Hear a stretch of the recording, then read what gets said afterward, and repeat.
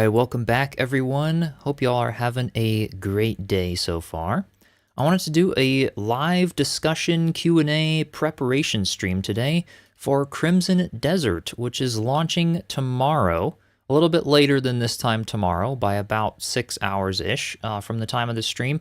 But I've been really excited for this game for a while now. It looks really, really good, almost too good to be true in some ways, but I've been looking forward to a action adventure style open world game, and I feel like, I don't know, it could be a fun pause from some things since I am kind of waiting on some 1.0s from Valheim and Enshrouded and other games. So I'm really hoping to dive into this adventure and just really have a good time, explore every bit of it, do a full live stream series.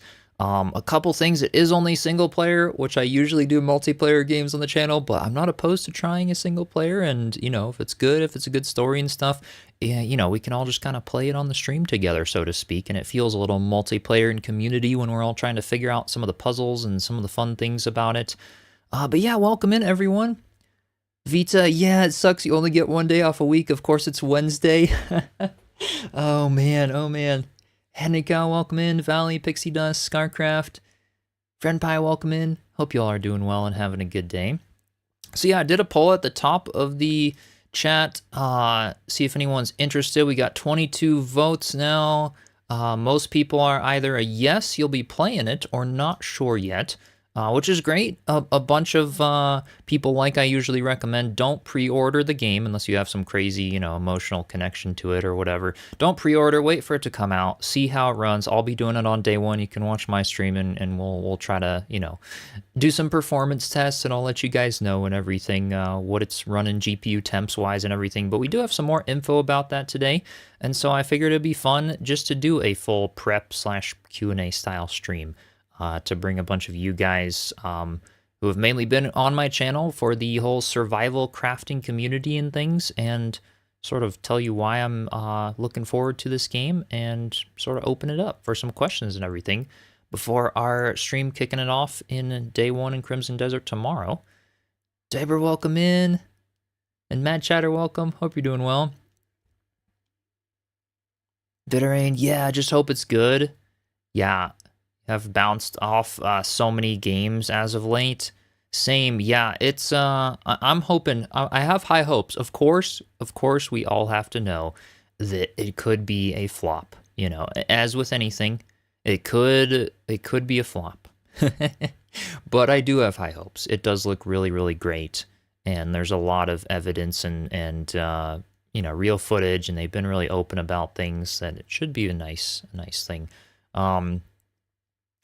Your boyfriend will be playing it on PS5. He'll be playing on PC. Can't wait. Heck yeah. It does look like it's actually going to run pretty well on PS5, and especially PS5 Pro. It should look amazing as far as some of the, you know, tech specs and other things.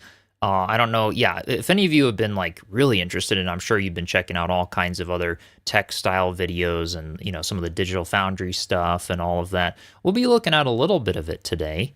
But yeah, it does look like it'll actually run fairly decently and actually look good too, which is awesome. But yeah, it really does look great. So yeah, I have a few things pulled up today, along with one of them being a Digital Foundry video where they went over some of the high-end PC's biggest visual upgrades, and I'm going to go ahead and maybe do this video first, and as you guys have any sort of questions or thoughts or absolutely anything related to this game, just drop them in the chat, and yeah, it'll be a chance, you know, I'll try to read all the chat today and things to just sort of get warmed up to the game a little. Only have a classic PS5, so you're probably going to go PC. Think it'll run smoother. You're waiting, yeah, for me to test it. Nice. Yeah, I mean, it depends on PC specs, obviously, but it does look like it'll run very smooth and good on PC. Hey, Odin, welcome in. Hope you're doing well. And Irksome, welcome. Sneaky Booms, hope you're doing well. One other thing I wanted to ask you guys, who's planning on playing on controller and who's planning on playing on mouse and keyboard? Because it's coming out with full controller support. I do have a controller, but I haven't used it a whole lot, and I'm wondering for a game like this, if anybody has recommendations for me. I obviously did not get a chance to play a early version of this or anything like that. So I don't know honestly quite how it runs, with controller. Some people are saying it's a little, annoying sometimes with some of the buttons or things, but said it ran pretty good once you got used to it. And sometimes controller is nice to just like sit back and chill. And yeah, I'm kind of wondering, what you guys are thinking in that regard. Yeah, it'll be interesting. Probably try controller whenever you get it. We'll play on PC with keyboard. Try mouse and keyboard. It's too annoying. Use controller, of course. Awesome. 100% keyboard. Hate everything that goes in the sky with a controller. Yeah, that might be a challenge. Controller, just got your new Razer Wolverine today. Heck yeah, just in time. Play on keyboard with everything. Just can't get into using controllers. All right, so kind of a mix then. That makes sense. I mean, I've used keyboard and mouse for a long time. It's as a streamer and content creator, it's just easy because it's like, oh, if I need to hop into chat or other things. I did get a controller because I have recently started using it for a lot of like split screen couch co-op style games. I really got into like It Takes Two, Split Fiction, those, style games, and I think controller is awesome for them. They're not terribly harder things, but some of this combat and Crimson Desert and stuff does look pretty complex, and maybe since I'm most used to keyboard and mouse, I'll just plan for that, and then maybe, like I said, I'll try controller. Maybe Crimson, any of you remember him from the Enshrouded playthrough. He might he'll obviously be using controller if he ends up getting it. I'll have to ask him how he likes it. Hogwarts with flying on a broom broke you, ScarCraft. And Drayshawn, usually if a lot of screens and inventory, PC usually better. Yeah, it does depend. I mean, this game is, it is made to be ran on PS5 and stuff, and with controller, so it's not just coming half launched. It's not just coming with partial controller support or anything like that. It is coming full on. Better Rain, thank you so much. Or Vide Rain, hopefully I'm pronouncing your name right. I appreciate you joining the membership. Thank you. Welcome. Going controller, did only use controller on Enshrouded and Bellright. Okay, gotcha. Oh, that's nice, Ursum. Yeah, we checked out Everwind yesterday. By the way, it's on Steam Deck verified in case a few SD players around here didn't hear yet. Nice.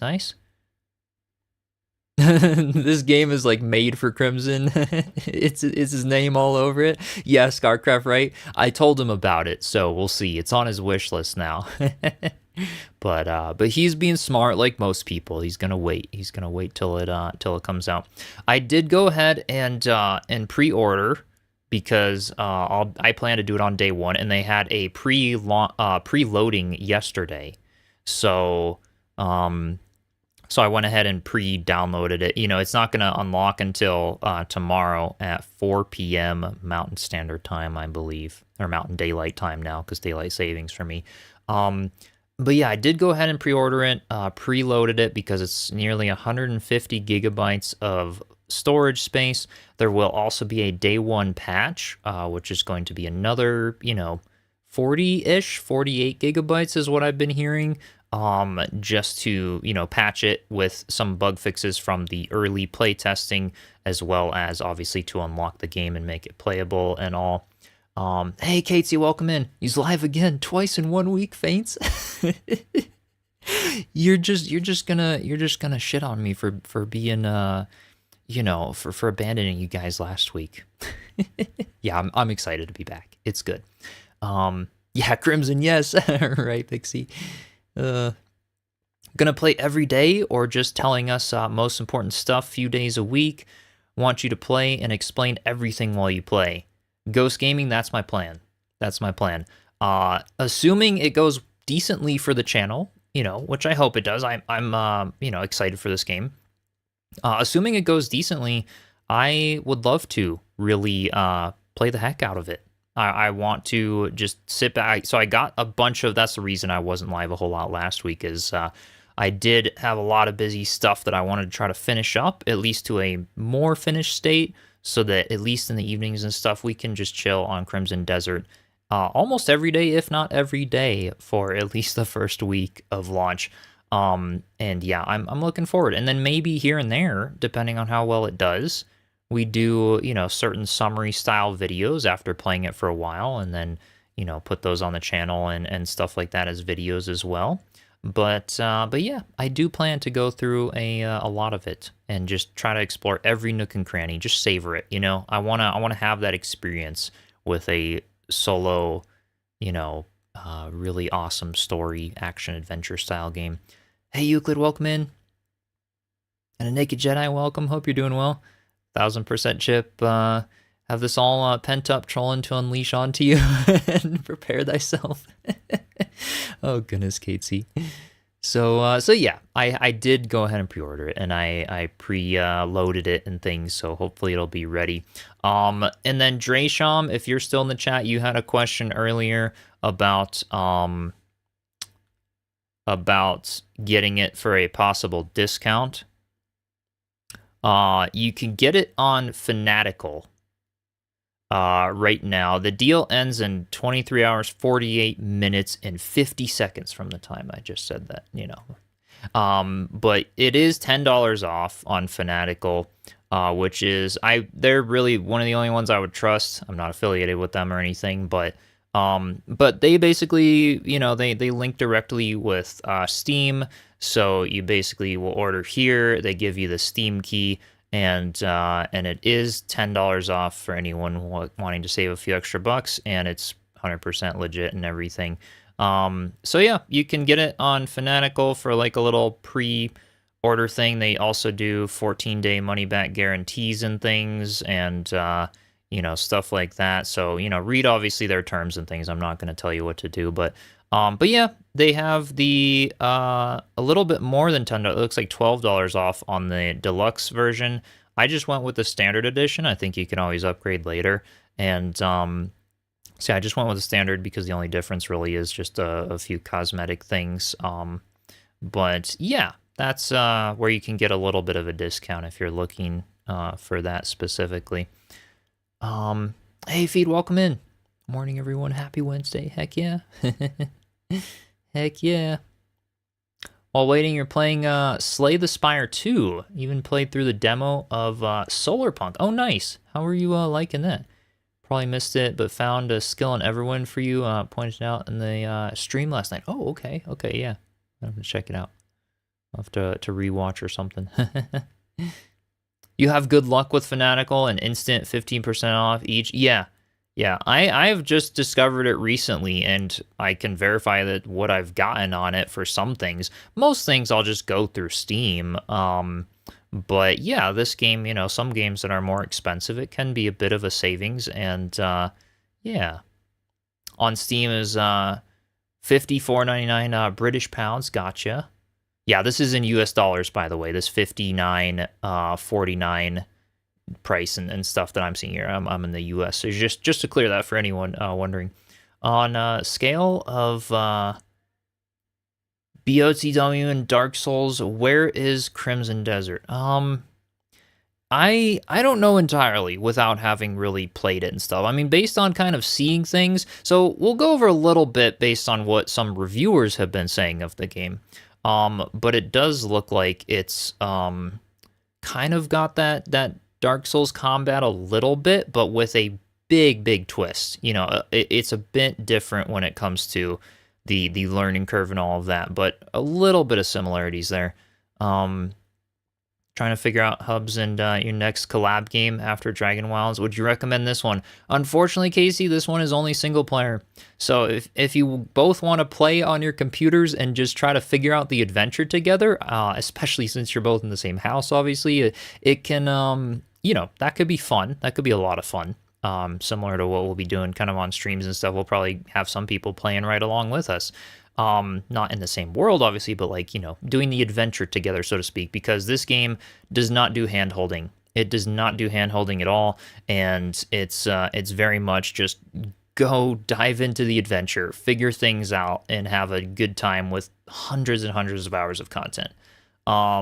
So you may do well to actually have second eyes and stuff, sort of collaborating on it a little bit, even though it is only single player. But yeah, that's the only thing where I was like, darn, we need multiplayer games like this. But it's also very hard to do story-driven content when it's multiplayer, especially, you know, with all of that. If you have to create sort of two heroes and stuff for the game, there will be 2 more playable characters that you'll unlock in the game, though, and you can switch seamlessly between all those characters anytime you want, even in the middle of battle. So you can play as whatever, you know, multiple characters, but unfortunately it's not, you know, multiplayer because, yeah, there is only one hero for the story, so to speak, and one, you know, theme of how it's working. Humble Bundle has some great deals on Fame sometimes, but it's usually a mixed bag. Okay, Ericsson, good to know.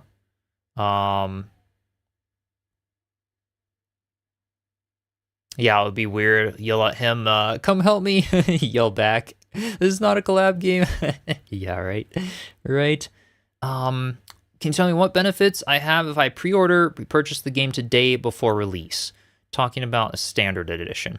So, like I mentioned, the only benefits I'm seeing is if you go through Fanatical and not Steam, you do currently get a 15% off discount. That does now have a countdown that ends in 23 hours. So it looks like this might be back up to normal. So Fanatical would basically just have like a mass amount of keys, which is why they can sell them out a little bit less. They link directly with Steam and things. They're direct from the game. But that would be the only benefit I would see. But so I've never done the refund process with Fanatical before. So far though, it's reviewed to be good and all of that. But if you wanted to, you could try to pre-order. Don't launch the game yet. Wait till you see reviews and stuff. Don't download it yet. But you could pre-order at that discount price, wait a bit, and if you don't end up liking what you see with it, you could do the refund before you activate and things like that. So that could be the only benefit, I would say. And then standard edition versus deluxe is just a matter of cosmetics. It's not extra, gameplay or things like that, as far as I understand. So that would be the only benefit I possibly see. But if you're a little hesitant in things, like I said, don't do the pre-order and just wait. Just wait till you see it come out. All of that good stuff. So yeah, but that would be the only thing I would say possibly is that. So yeah, we have the video from Digital Foundry going over some PC stuff. The key on Alley Key Shop is $47 for US dollars, Seba. I don't know what to say. I won't tell you guys things that I haven't had direct experience with. I've never ordered from them. I don't know how legit other ones are, but yeah, you never know. You never know. Some people get lucky. Some people get scammed, So I'd be careful. I'd be very careful if you're trying to order from other sources and things. One word of caution recommend is that you had issues with your bank thingy is fraudulent because it's UK based. Gotcha. I have not had that issue, but that makes total sense. Only benefit of pre-order is a shield they give you. Oh, to all pre-orders? Oh, they do that for even the standard edition and other things too.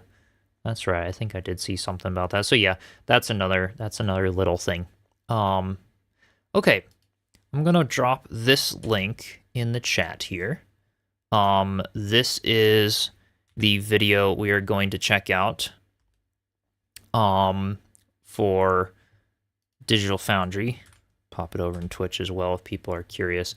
I wanted to do a sort of reaction and breakdown of this video, which goes over, ray tracing, reconstruction, ray generation, stuff along those lines. Because me personally, because I'm going to be going on PC, and we've already seen that it'll look great and run great. It looks like on PS5 and stuff.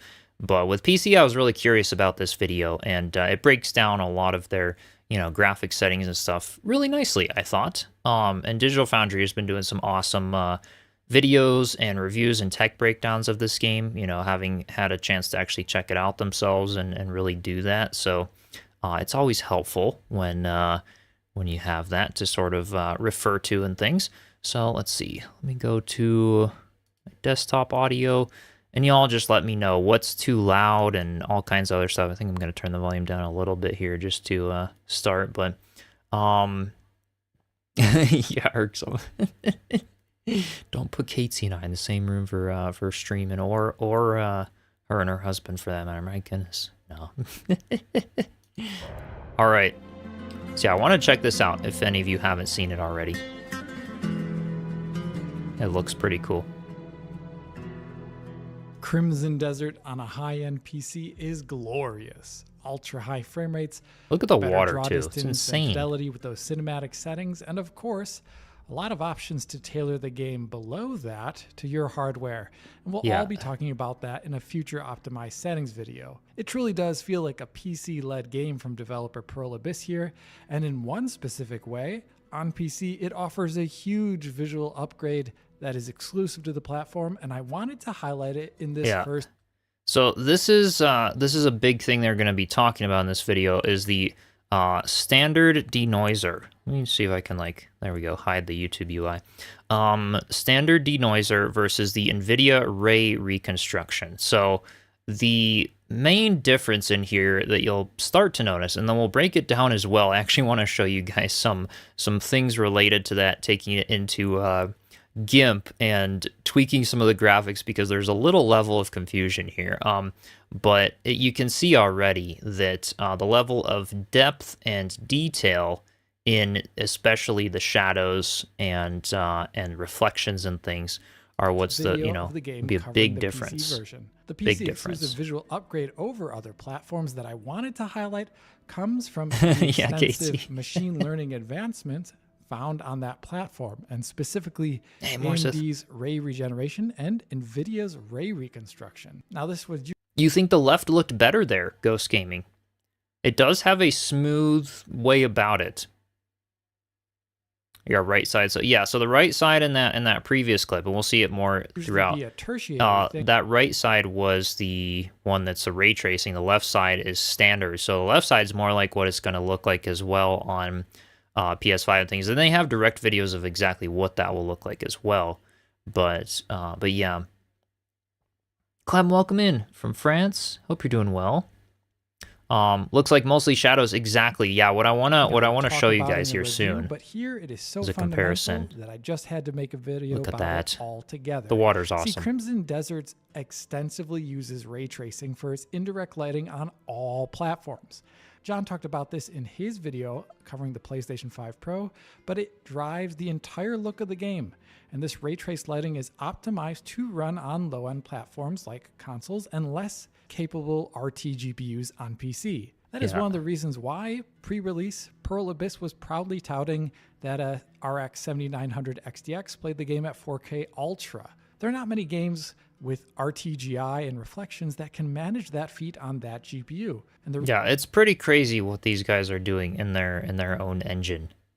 It's the Black Space engine. It's incredible, and in some ways a lot of reviewers have been saying it rivals Unreal Engine in the way that it does performance and things. And that was another big concern of some players, is that they just added de novo DRM to the game like a couple days ago without really much announcement.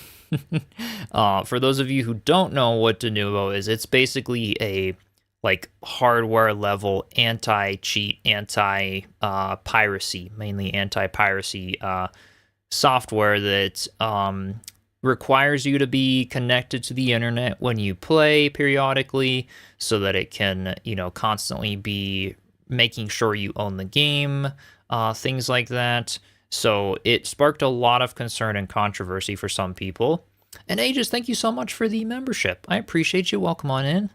Hope you're having a good day. Yeah, custom engines to you always looks better than Unreal. Yeah, the big reason for that is that with Unreal, people don't, unless it's a game directly from Unreal or partnering with Unreal, similar to like the way The Witcher 4 is being made or something, unless it's a game like that, they don't know how to use the engine to its fullest. They didn't make the engine. Whereas when it's the engine designed specifically for your own game, you make the engine and adapt it to fit your own game and only what your game needs. So you don't get any of the extra bloat, any of the extra crap that just slows it down. You know exactly the code that's going into things, and it's a huge benefit. You know, Enshrouded did that. They're able to do their game the way they are, get updates out wicked fast. The support for it is great. I definitely am all for, you know, people to use their own engine. I think that's really cool. You know, it's great that Unreal Engine provides some tools and things, but yeah, it can, you know, it can sometimes be a little tricky there. Hey, just with the gifted membership as well. Oh my gosh, thank you so much. I really appreciate you. Thank you, thank you. Live in a location where we lose power, the Philippines, so having internet all the time isn't always an option for you. This is why you may not buy it. Yes, and that is a great point there. They did mention, I did see somewhere that they mentioned once you connect once and verify, you can then play offline for quite a while. So we will have to see how much that impacts, you know, and if anyone else is playing it stuff, you all just join my Discord if you're not already in there, !Discord in the chat. If you want to be a part of it, obviously the whole drama with Discord thing going on recently, but if I move to another platform or whatever for the community space, I'll let you guys know over there and stuff and on YouTube. But we'll probably be talking about it, discussing it, doing some offline testing, things like that. But yeah, that's a good point to hold off, especially if you don't know if you're going to have an internet connection. That was one of the biggest things that people were concerned about. Was the internet thing. Also, a classic thing with Denuvo is that it is renowned for basically tanking performance. It can have load times of like 2 to 3 times higher. It can have unexpected crashes, and a lot of people are really worried about that. But a lot of those issues are classic with like Unreal Engine 5 or when Denuvo is not implemented well. But the developers here did confirm that all the footage we started seeing was done with the Denuvo version, with it incorporated. And given that it's their own engine, I don't think we're going to be seeing as many of those big performance hits. But it does have a bad reputation in some places, so that was a concern of some people. Personally, though, with this specific game, in this specific scenario with their engine and things, I'm not too worried. But we will have to see, you know, what happens. When is the exact launch time? At 4 p.m. Mountain Standard Time, I believe. Let me actually go. We'll keep watching this video here and stuff, but I wanted to go. Why they can do. Let's see here. To show you guys in multiple time zones. So let's see here. Yeah, so it's gonna be 3 p.m. PDT, 6 p.m. EDT, and then yeah, for me, I'm pretty sure that's 4 p.m. Mountain Daylight Time. Yeah, and Steve-O-Con's welcome in. Just started. How is it? We'll know more tomorrow. We'll know a little more tomorrow. This is one of the channels I can the drops on for tomorrow. Yes, all drops are enabled on Twitch for anyone watching on Twitch. So if Crimson Desert has them, they'll be enabled on the channel for sure. You can tune in. But I don't know if they have announced that yet. They may have. Okay, let me go back, catch up on chat a little bit. Yeah, will you be able to get drops from the stream tomorrow? Yeah, so on YouTube doesn't actually do drops, unfortunately, but Twitch, I believe, does, and if they have them, that'll be fine. Think the game will have optimization problem. I guess we'll have to see. We'll have to see. And yeah, Isaac, single player game forcing internet connection for you is a big no for you. Yeah, point blank. Yeah, it will be for some people. And welcome, by the way. Very surprised why this is not at least co-op. Yeah, from what you see, how huge it is. So I did see like a subtle thing that said, you know, where some people said that maybe they would add a co-op expansion in the future. But I do tend to agree. I'm like, oh, if it was originally designed to be this, you know, this sequel or whatever to Black Desert, right? Yeah, Black Desert Online. Then why, like, you know, why couldn't they at least make it like co-op with like 2 people or like up to 4 people or something? I don't know, you know, especially with the camp management and things. It just feels like a game like this co-op would just have such a big space in the community. I do think that could be awesome. But like I said, doing a story and things, it would involve a bit more stuff like that. Yeah, this is why the last SimCity game failed when it was released. Yeah, it can cause issues. So I did want to bring that whole de novo thing up. It definitely can. Yeah. Wish the game would run on your normal hard drive. Yeah, and rather than an SSD. This is true. Most games like this will need to be more of a SSD style game. You could try. Maybe somebody will post on Reddit or something who tries it on a normal hard drive. I do have a really old PC with a normal hard drive. I could try it and see, but yeah. And Mordred, welcome in. Hope you're doing well. I don't know, ScarCraft, if there will be drops. Some people were saying that, so I have them on in case there are. I did not specifically see something about the drops right now, but if you guys saw something about it, post a link in my Discord and I'll share it today and see. Absolute joy of juggling hard drive space for new games. Yeah, this is going to be a big one. It will be a big one. Yep. Heard it has online multiplayer as well. Not this one. Yeah, not that's Black Desert Online, which is the previous game from Pearl Abyss. So yeah, not this one though. Drops will be active on Twitch from launch until March 26th. Then there will be new drops for a second week. First week drops will be player outfit. Oh, and second week will be some horse stuff. There you go. Thank you so much, Aegis, for the info there. Awesome. So yeah, exclamation Twitch in the chat if you guys want a link for that for anyone interested, because I do stream over there as well. YouTube, Twitch, and Kick, but obviously YouTube's the more main platform. But yeah, if there's drops and stuff, feel free, watch on whatever you want. That's great to hear. I heard NPC has AI voices and they can talk. Oh yeah, to use if we talk through the mic in the game, and they will talk back. That's interesting. I didn't actually hear that, but I wouldn't be surprised. The whole AI voice thing can be a big, middle ground for some people, but if it's that level of interaction where we could actually talk to them with the mic in the game, I could totally see why the voices could be AI in some cases there. Although a lot of it is confirmed to be voice acted and actually done really well in that regard. The audio is said to be really, really good in this game. And a lot of every cutscene and animation, all that is voice acted, and it's very well done. Need to plan on hunting down some extra SSD storage after your birthday rolls through. Nice. Be tuning in your Twitch for sure. This will be working, so you can watch and listen while you work. Heck yeah. Requires SSD. Yeah, it is mandatory. Yeah. Normal hard drives cannot run. Scale is so big and rendering things. I would imagine you probably can't. But you never know. Some normal hard drives can get fast depending on what people have. And even though it's a requirement, I have seen some rare cases where people can get it to run without. It will be laggy, though, if you try that. I can pretty much 100% guarantee that. Funniest part, which blows your mind, is when I... oh, wait. We carry sheep? Yeah, you can carry sheep while you ride a horse. Yeah, that's awesome. Yeah, there's goats in the game. I'm definitely playing it. The game has a suit, it has a robot suit like Iron Man. Yeah, it does have some mech stuff, and you can actually play as that as well, that's pretty cool. If Fable will be co-players, not that I've heard of, but that game is looking freaking awesome. The new Fable as well. We've got some cool stuff, but yeah, looking for a game, with your boyfriend. I know. We need some good co-op story games, some more of them, for sure. Base PS5 videos didn't look bad at all. Why all the frustration? Yeah, they didn't look bad to me, at least either.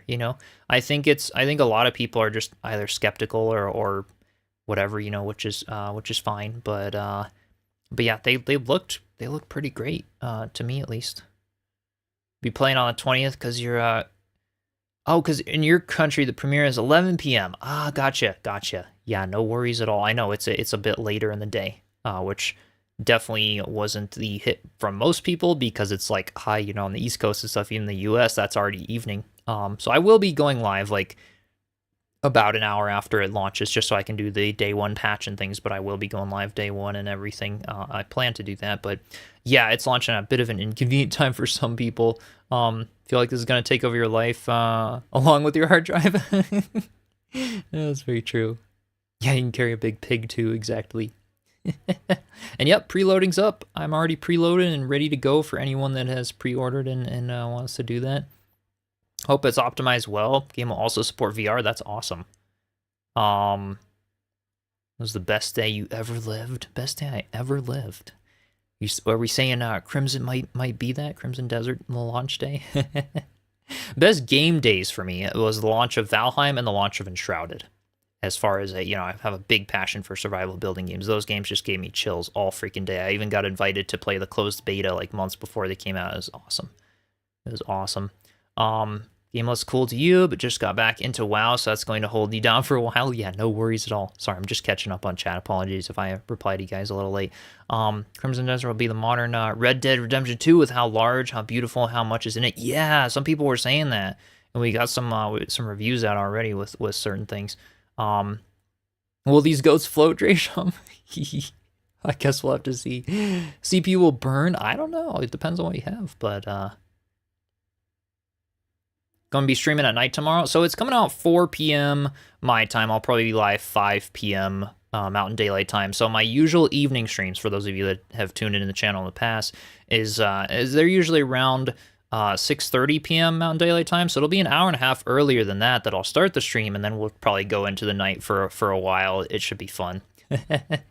And pick up the Collector's Edition Deluxe tomorrow. Collector's for you, Deluxe for friend. Nice, a gift, heck yeah. Oh, I bet they'll be happy.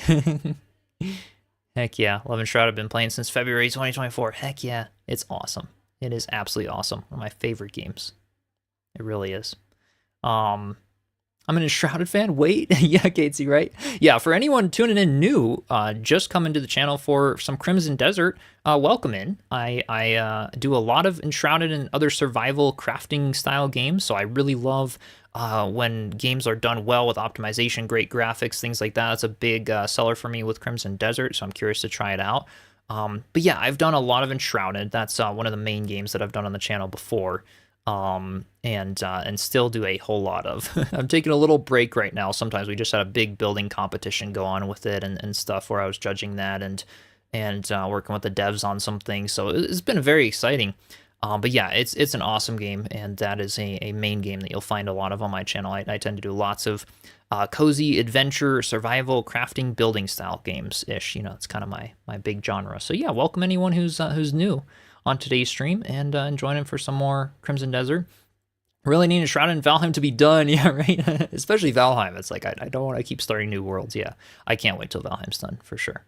Any guesses on IGN and GameSpot review points will be announced in a couple of hours. So they said 24 hours before the launch, which, if that's the case, should be in about six-ish hours from now, that we'll start seeing reviews for the game. I was considering going live tonight, but I was like, I'll just take like a day and a half just to prep for the stuff and everything. So I was like, I'll go live this morning. It's okay. But yeah, do stay tuned, because yeah, tonight we'll be seeing some of the big embargo lists, basically, for anyone not knowing, and then that's gonna be pretty big. Excited for Deji Standing 2 on your PC. Never played? Oh, interesting. Am I a developer? Not entirely, not a game dev anyway. I do little side projects here and there, just on my own time. And I would love to do game development someday. But for example, like I made the chatbot that you see right now, for all my overlays and everything like that. So it is that's a full-on app that I'll actually be releasing soon for some people. That has all multi-stream support and everything like that. Like to complain we don't see you nearly enough. Yeah, Ani D, I'm back. I'll be live like every day this week. I'm back. But yeah, last week was crazy busy for me. I had some stuff go down and some other things I had to finish up. Heard there's building in this. Is that true? Yes, actually. There is some, which is another big part that attracted me to try it, was the whole, the whole concept of being able to customize our camps and things like that, which is pretty cool. So we'll see. It looks like we can decorate our interiors, place furniture around, all kinds of stuff in some of the clips. GTA 6 Army, anyone? Yeah, it'll be like this game and GTA 6, most anticipated games, right? Hey Glitch, welcome in. Hope you're doing well. You're new here. Who am I? Oh my goodness. Yeah. Yeah, I can't wait for me to officially release the chatbot. It's got Kick support now, Twitch support, YouTube support. Oh, some big updates, Casey. We're making it full out before I release it, but yeah. Game has air balloon. Heck yeah. All right. So let's we'll get back now. I've caught up on most of the chat. We'll get back to that Digital Foundry video. I wanted to show you guys. Let's see here. Okay. So yeah, we'll pick back up on here. To quality optimizations.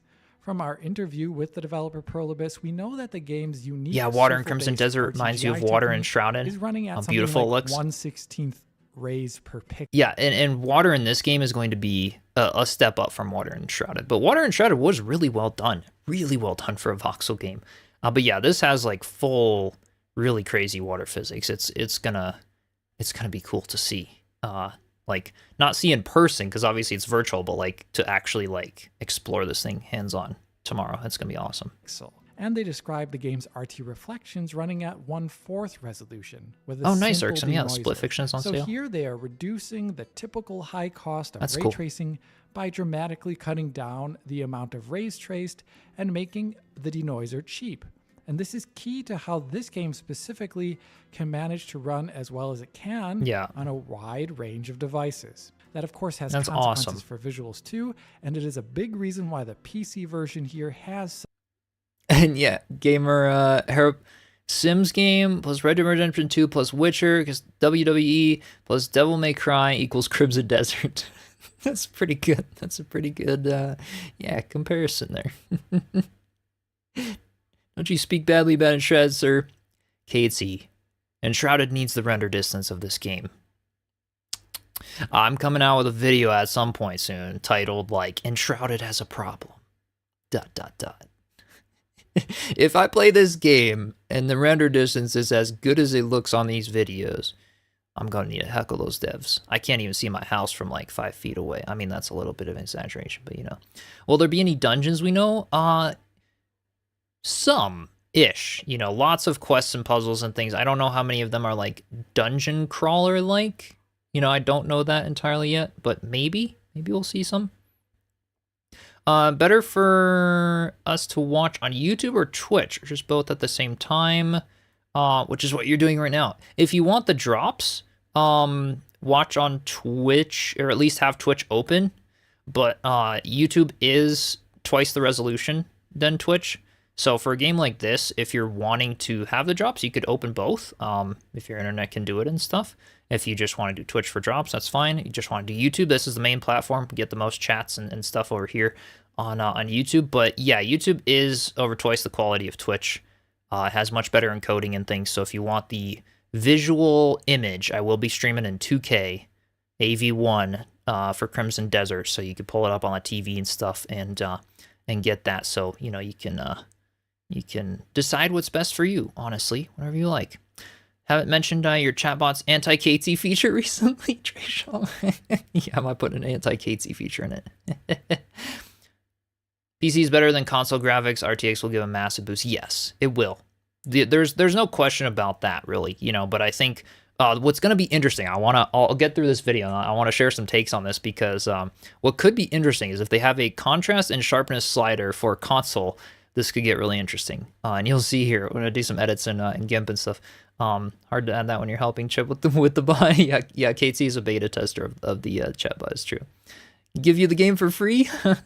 Hey, I wish. You know, maybe I don't know. Maybe we could do a giveaway. Depending. Get all your friends in the stream. We get hundreds of viewers and stuff for the next like week. Maybe we'll do a giveaway, and I'll do that.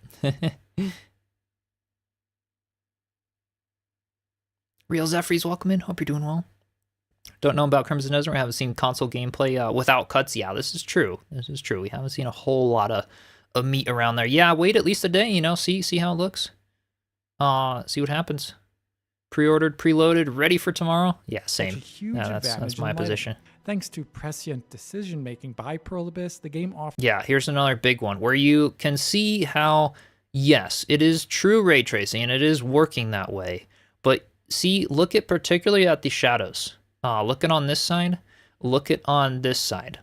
All right, but if we really zoom in, I mean, this is like, there's still some information here. If you are catching what I'm onto here, there's still some information in these shadows to where we could get the PS5 version or the standard denoiser version to look a little better even if we had a little bit of like a contrast slider. I mean, you can see here that like it's a bit blown out in some of these areas of like lower the brightness, up the contrast a little, and you're golden to try to fake mimic ray tracing, even though it's not going to look the level of quality of this image on the right. But if you're catching what I'm saying, like we'll experiment with some, photoshopping some of this here after the video, because I want to see what what that actually looks like if we up some contrast and lower the highlights and stuff. It'd be interesting. A reshade may make it look the same. Yeah, exactly. That's what I'm kind of thinking, is that like, it's interesting to see the difference, but yeah, and obviously we can see lots more like detail in the depth map of the bricks and all kinds of things that like a reshade can't really do to that degree. But yeah.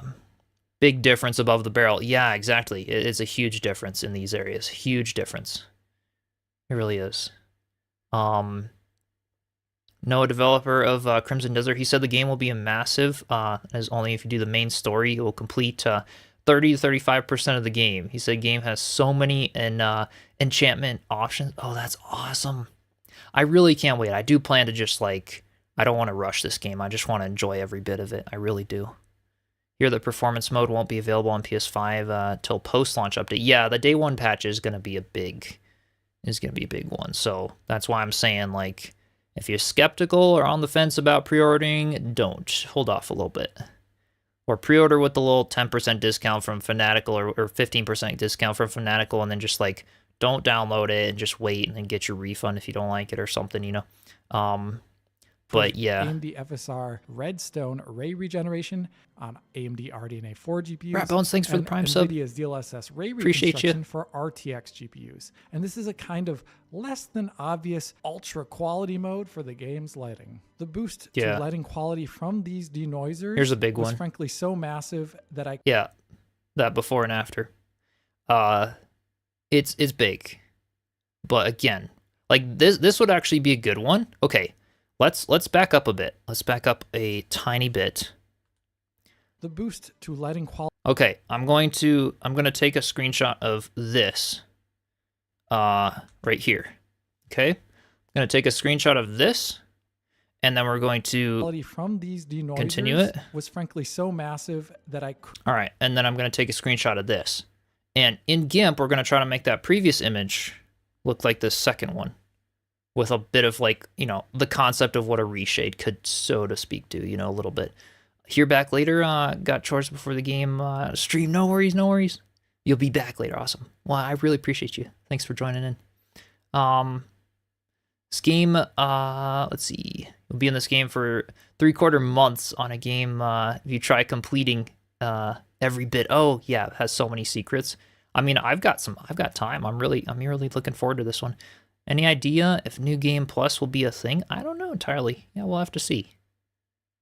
Yeah, SSAO is too much. I agree with a bit of that. We'll see. We'll have to see what we could get it looking like. But Ozzy, welcome in. Hope you're doing well. And Matthew, welcome.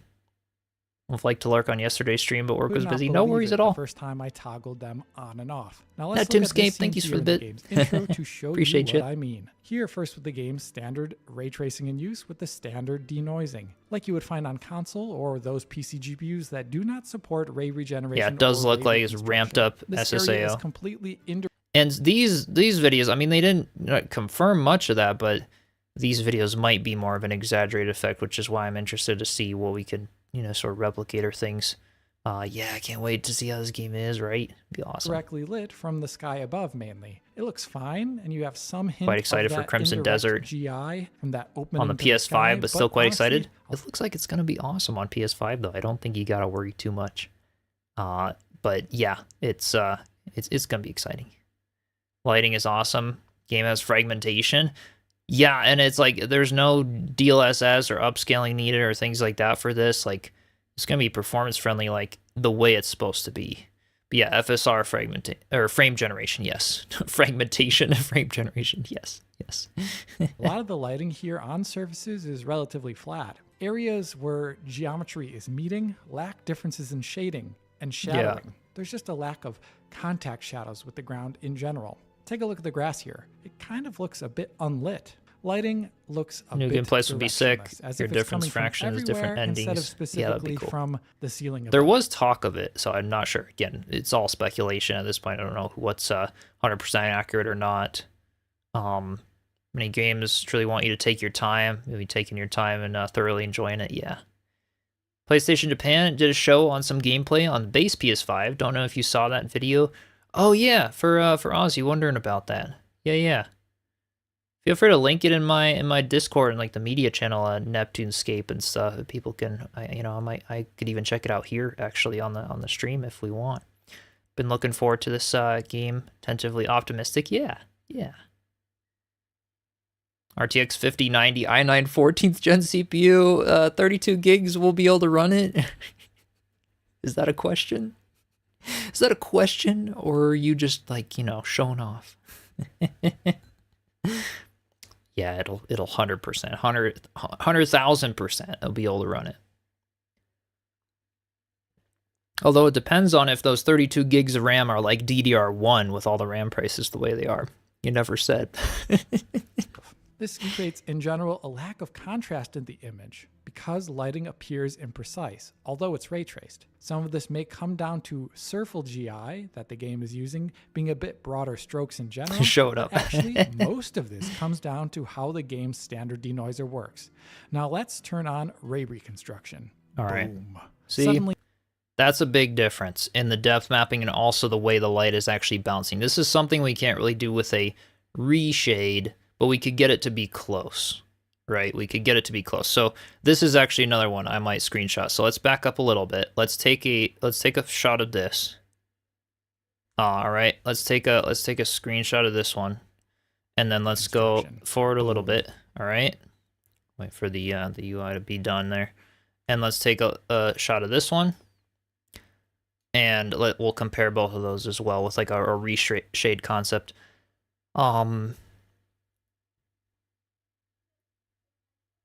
Yeah, once the storyline is completed, will you be able to continue on with the game? Yeah, it'll be an interesting question, Ozzy. We'll have to see like how much the camp management and how many things you could keep doing once the game is like, so to speak, finished, right? Haven't seen the new gameplay for PS5 yet. Cuts, you're going to laugh. Yeah, okay, so if anyone wants to send me that video of the PS5 gameplay, feel free. Yeah, from PlayStation Japan. I will check it out today.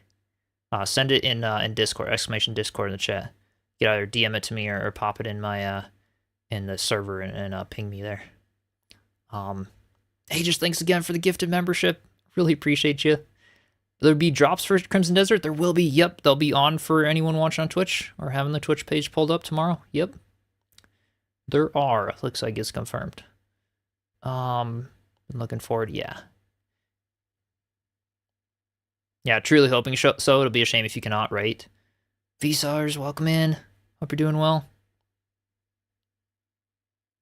Stream while you work. Glad you could catch. Heck yeah. So yeah, I got those two screenshots. Let me catch up on chat here for a minute, and we'll continue with the video here. But we've got some more here. You need to buy an 8K monitor for Crimson Desert.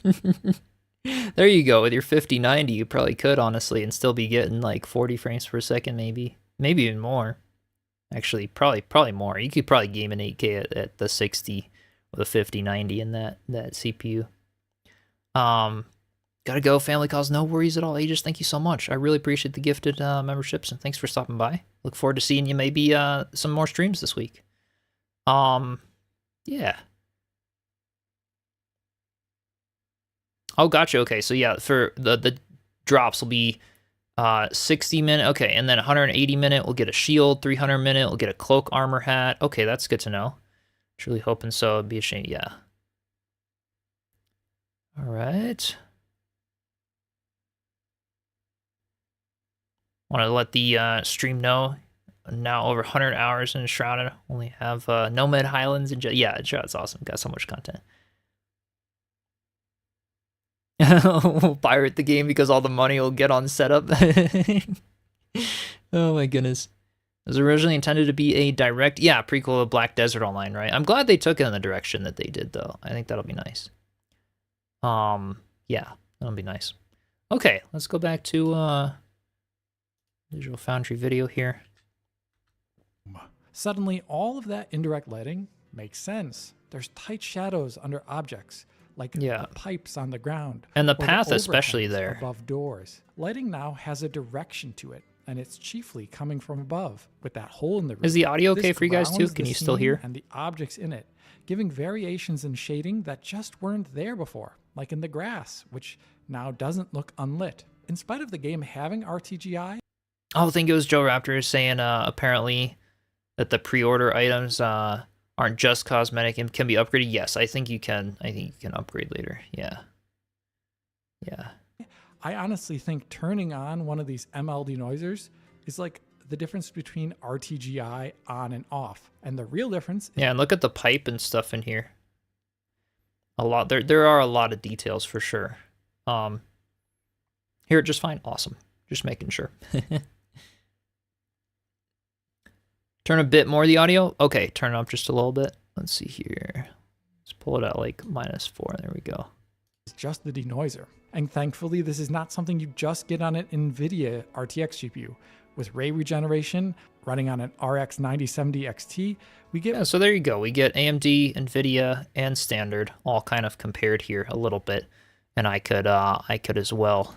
There you go. Just so you can kind of see a difference there. Yeah, that's nice. The right side is like, yeah. And NVIDIA ray reconstruction is pretty much a big standard now, but hey, Kaz, welcome in. Pricing strat is off for you. $70 will stop many people from buying. In my opinion, they get more twice as many to pull the trigger if it was 40. Yeah, we'll see. We'll see what happens. You know, I mean, big games like this definitely can tend to be more. What was Red Dead Redemption 2 and stuff when they first launched? Weren't they more like 50 or in that range? Originally intended to be, yeah, let's see. Korean streamer finished the game. Yeah, around 50 hours. We'll check some of that out as well. It gave some stuff there. Will this be on Steam or Stream? Yeah, I'm guessing Steam Deck. Probably. Given that it's full controller support and that performance friendly, I bet you will probably be able to play on Steam Deck. AMD will be putting in the work. Probably be okay. Probably a silly question, but in general, it's a deluxe version of the game and you get DLC if they do it. I don't think that like a DLC automatically comes included. It's more of like you just get some cosmetic stuff and you can upgrade later, but yeah, personally I just got the standard edition, you know. We'll see how it is. Waiting to see the gameplay. Yeah. The 65 euro version. Yeah. See if it's worth the price. Yeah, for sure. I would encourage a bunch of people to wait. And see there. Broadly the same effect. We see a focusing of the light's ambient direction and actual contact shadows in areas that are primarily indirectly lit. Compared to the game running on the best console, the PlayStation 5 Pro, you're getting a huge upgrade. All right, so this was a RTX 5080. And this better light. And it did even say like the 4070 or like, you know, 8 gigabytes of video RAM will still get you at a pretty much ultra settings. A big thing to look at and hear though as well. My camera keep disappearing there. I think it's okay. All right. The big thing to look at here as well, look at the water in particular. We have, you know, the normal performance mode PS5 Pro on the left, AMD FSR here, regeneration basically, but the NVIDIA is really where the water shines. Particularly look at, you know, maybe it's harder to see, you know, on Twitch or whatever, but like, yeah, with stream compression or things.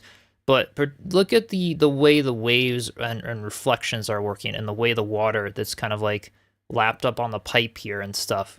This is where NVIDIA definitely shines, in my opinion, you know, looking at it right there.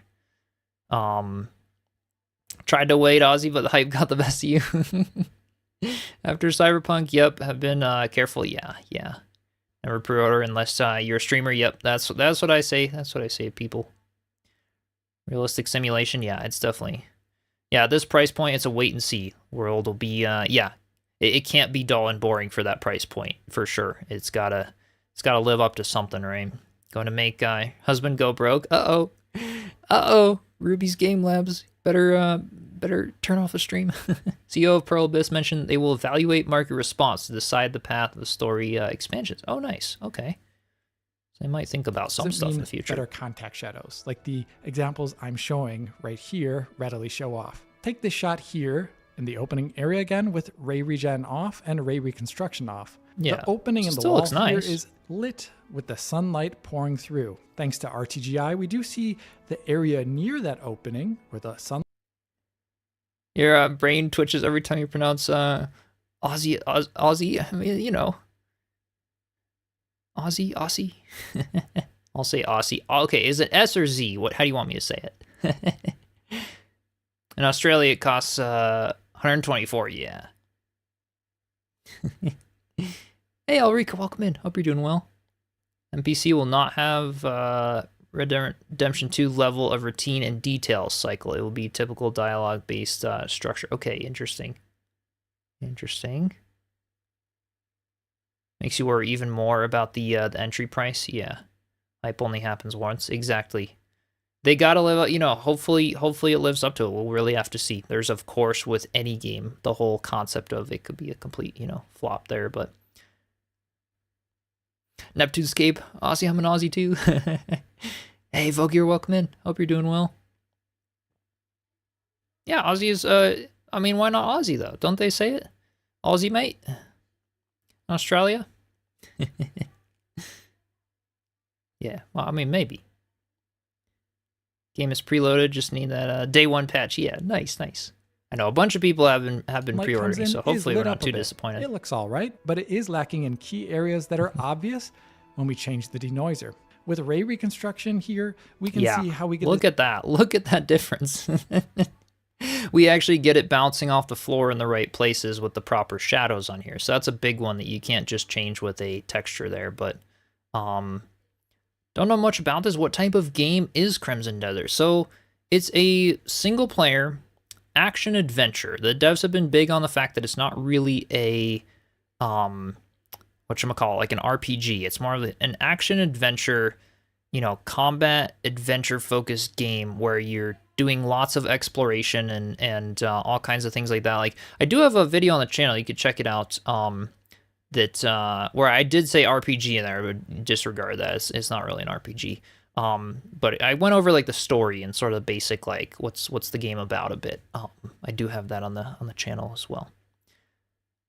Game will be just fine, and for all that exploration, puzzles, and dungeons, yeah. And it's not hand-holding and things. I think there'll either be the audience that really loves it, or the audience that gets really disappointed because they hoped it would be something but didn't really do the research. I think that's a big thing that's going to happen with a game like this, to be honest. I think we're going to see some mixed stuff at first. Reminds you of The Witcher 3? Yeah.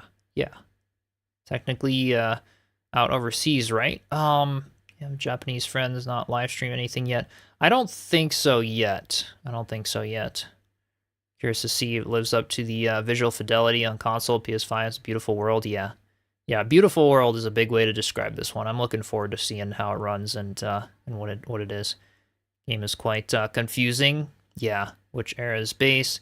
Because it has modern stuff and medieval stuff too. That is a good point. Yes, because we have like the mechs, the robots with also like this medieval. It's this very fantasy driven, thing, which I'm kind of a sucker for that kind of stuff. I'm like, if it's a game, just like, what the heck? Try it, right? Because it's like, why not have all these different things going on at once? All these different style of story. It makes story games especially very interesting when 1 minute you could be in a thick forest doing some quest of going and looking for a lost sheep for a villager, and then another minute you could be powering a big mech, shooting fire at a bunch of robots or something, and then another minute you could be up in the sky on like Doctor Strange type shit up there. Like that's kind of cool, honestly. But that's just me.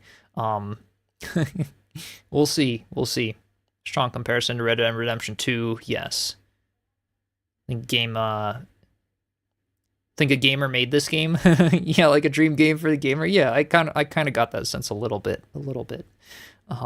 Yeah. Thought you'd be better to watch me play it at first. You got me all hyped up. Got a 15% discount preloaded now, Audrey. The cool thing is, like, yeah, if you don't, play it yet or do that patch or whatever, I mean, it looks like, yeah, that 15% from Fanatical is a good deal, and they'll maybe be able to honor the refund if it really ends up sucking or whatever, because they do have all that in there. So, but yeah. Yeah, I gotta play Red Dead Redemption 2 as well, and like I'm looking forward to The Witcher 4 as well. I really want to do that one. Can't compare to Red Dead Redemption 2. It's way ahead of different games and different, genre, gen game. I know a lot of people like comparing just to sort of get like a baseline, but yeah, I always say it's gonna be different. Korean streamer who played it described, the pace as Red Dead Redemption 2. Yeah, we'll read his the Reddit, post for that as well. Yeah. It's beautiful reflected light on the floor from the game's ray traced reflections. That ray tracing is still being done, of course, without ray reconstruction on, but it just isn't being put together correctly. It does have, like, in this image here, like, I don't think console players are going to be too disappointed or things, because this doesn't look bad. I mean, would you guys agree? This left image here, it's got a very soft but still very clean, very nice lighting to it. In some cases, this right image, I don't know how to look, depending on how it looks, could even be too sharp in some cases, especially when we have this right image paired with a bunch of foliage, a bunch of small grass blades and stuff. I kind of like how this left one has like a softness about it, a little bit. Could be interesting in some cases where the ray tracing could get a bit too sharp or artifacting. I'm curious to see how that's going to look. I worry about that because, like, that's the classic Unreal Engine 5 noise that happens, that sharpness noise and artifacting stuff that can happen. Want a movie of Red Dead Redemption 2? That'd be really cool if they'd turn some games into movies. There's some games that I've thought would be really cool as movies as well. Yeah. Rather have it smoother, than better lighting. Yeah, as long as it runs good. Yep. For me, this stuff is not that important as long as it can edit the settings. Yeah, we'll see what the settings allow us to be able to do. That'll be a big one. That's what I'm planning to mess around with, right away. Yeah. Like how the night is super dark. Yeah, I agree. Like, dark nights work when you have good torches and lamps and passive lighting and things. I think in general with survival games and building games, I kind of like a brighter night because they just don't do a good job of making the dark night even like visible and work. But in this game, it looks like they really got it to work, which is cool. We get indirect shadows on the environmental bits. Yeah, like the sun on so many textures, the retina burn. That just aren't there in the standard denoising. There's so much more direction to the lighting than there was before, in spite of RTGI being the same between these shots. Flipping these denoisers on and off provides a shockingly huge visual quality difference in favor of machine learning denoising. It is almost big, looks like ray tracing, but it doesn't look off. bad without it in this particular image. Big. Another area of great improvement comes from how responsive lighting and reflections are. Check out this shot here in that same intro with RT. This is a big one though. This one, look at the water specifically in here. On and the game's standard denoising. A bit too overcooked in the sun, on the water are obvious, but they're a bit stippled and ghosty. Although the game is running at 60 FPS here, the ghosting from previous frames on the moving water surface makes the water surface almost look like it's running at a lower frame rate. IGN doing a review later today. Now when the embargo drops. Ray reconstruction. That ghosty, stippled, look at that. Low frame rate. Much better. For the noise and the water and stuff. But yeah, sometimes when you have that high contrast or the bloom effects and things, it can get hard on the eyes for a video game because in real life, for example, I'm streaming right now. I have a bright light, an Elgato light in front of me. It's shining on my face, but I'm not choosing to focus on it. I'm not choosing to look at it and adjust my vision and my eyes for that bright light. I'm looking at my screen. I'm looking at the chat, which is darker.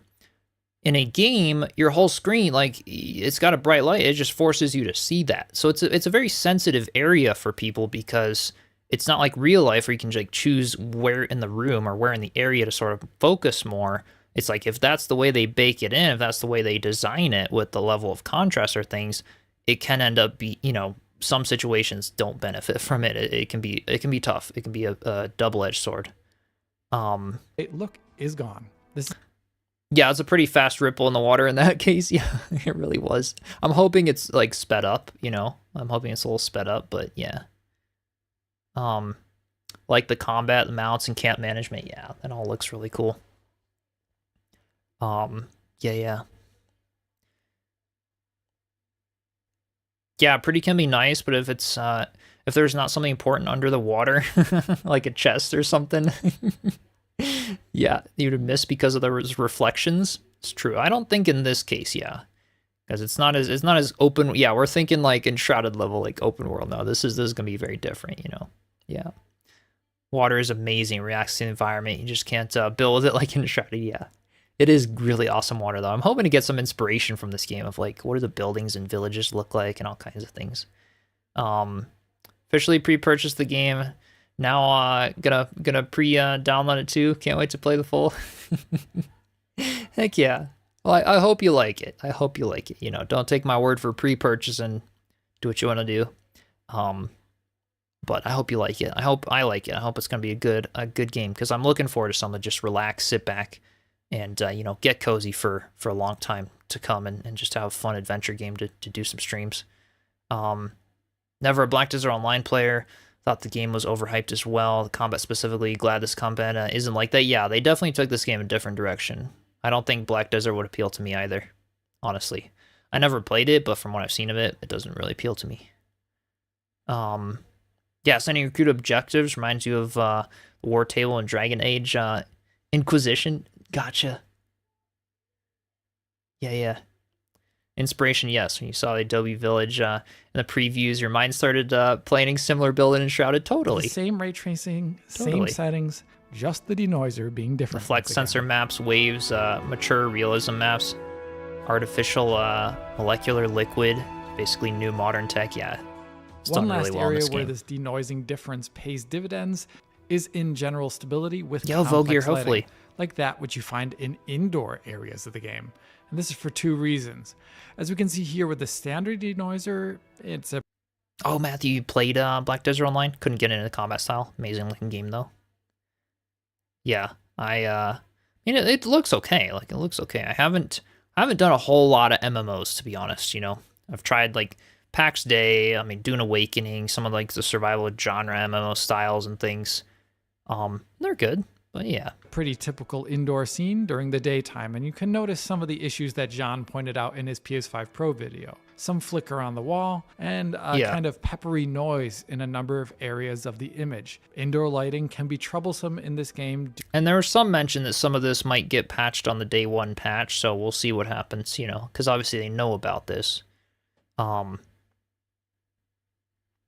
Yeah, the combat in this game is going to be unique. It could either be really good for some people or really bad as well. Something I'm hoping that we can turn down in the combat. And I think we can, because if you've seen some of my previous videos or other videos, you'll notice the heavy motion blur effect of combat. But I did see some gameplay footage where that was not there. I'm hoping we can turn down that motion blur when you're kind of teleporting everywhere, doing that fast style combat. Because that might be a big thing for some people. I'll deal with it if I can't, but that is something like I haven't seen a specific setting showcase that you can turn that down. Yeah, most MMOs suffer from overcrowding initially, then lack of players later on. Yeah, getting the systems right is always hard for them. I think with time the devs will get it where it needs to be. Always assume there will be some bugs and graphic performance errors due to upper management, etc. Yeah, totally. Like Black Desert all around, be pay to win eventually. Yeah, made you stop playing, right?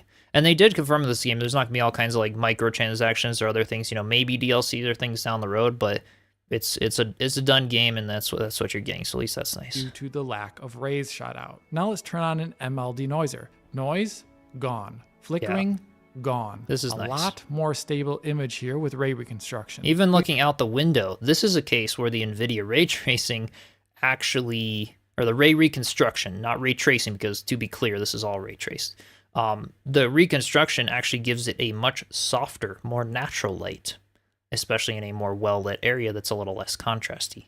So this will be really interesting to see. That's another case of where it can sometimes be beneficial, and sometimes it might even hurt the image. You know, it really depends.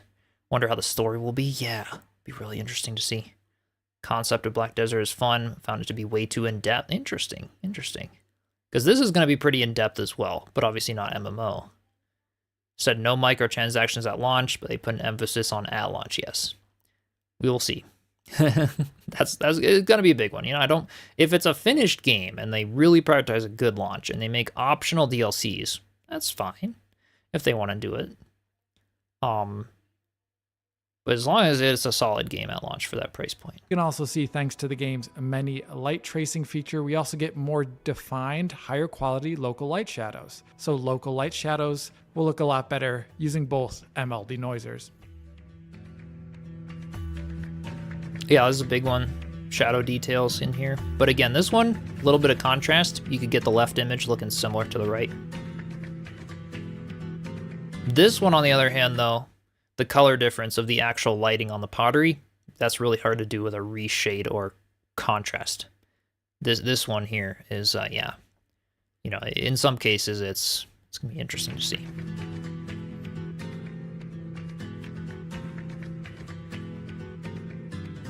It looks phenomenal, though. I mean, they did a great job. Yeah, the scrolls on the table. In total, using AMD ray regeneration or NVIDIA's ray reconstruction has a huge impact to lighting quality in this game that essentially unlocks an ultra quality lighting not found on any other platform, and it can be visually game changing. So what's the catch? Mainly performance. Since the base denoiser is so cheap, turning on the more... Yeah, see the different color rate, coloration and things of that. It's a bit cooler with the ray tracing. It'd be interesting to see how that looks. So notice marker on Windows Discord. Every time you see, you hope there's some info on the early access launch. Yeah, that game looks cool. Got me hooked in the demo. Crazy what they're achieving with their engine. Yeah, really is. Some of these insert corporate needs. You need to find the differences meme. Or robust ML solutions is expensive in comparison. On an RTX 5080, for example, using the game's highest cinematic quality settings at 4K performance mode, turning on ray reconstruction decreases performance. Yeah, so this is pretty good here, frame-wise. And this is all, you know, yeah, cinematic quality with the 5080 is still runs 52 frames per second. I'm going to be capping this game at 60, just so you guys know. I can only stream to you. I mean, I think maybe you can stream to YouTube at like 120 now, but you can, I'll be capping it at 60 because my monitor only does 60, just so you guys know. So when I play at launch, every bit of footage you'll be seeing from me is natively being played at 60 and is being showcased at 60 regardless, because my monitor cannot handle more. I have an older monitor.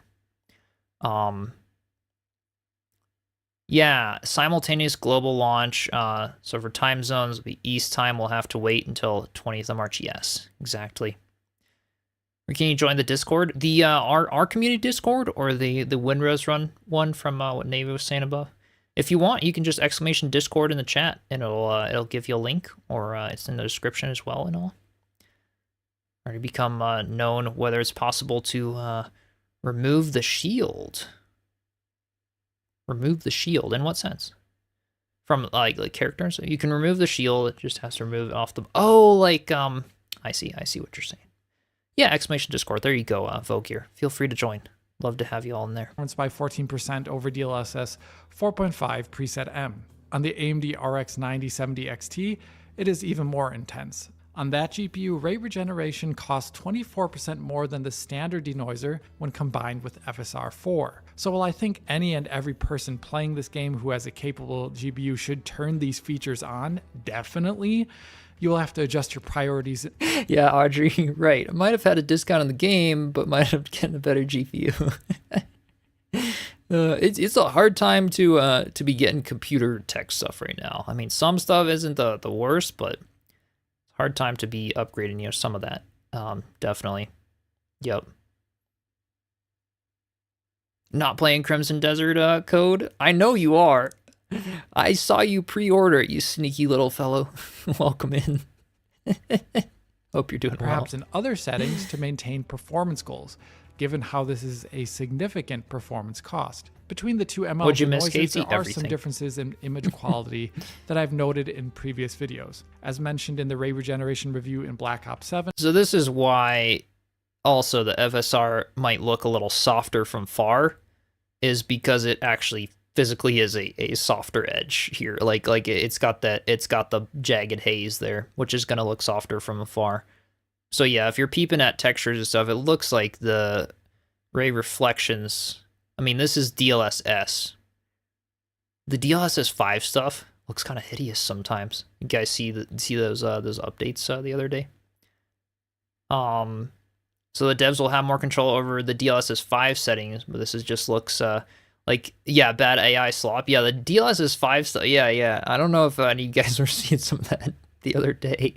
I mean, it changes the appearance of things. Like, yeah, it's AI slop. It's turning into AI slop. It's not even real graphics anymore. Like that was one of the biggest like controversial points of like newer in the Yas filter. Pretty much. Yeah, it's bad. It's bad.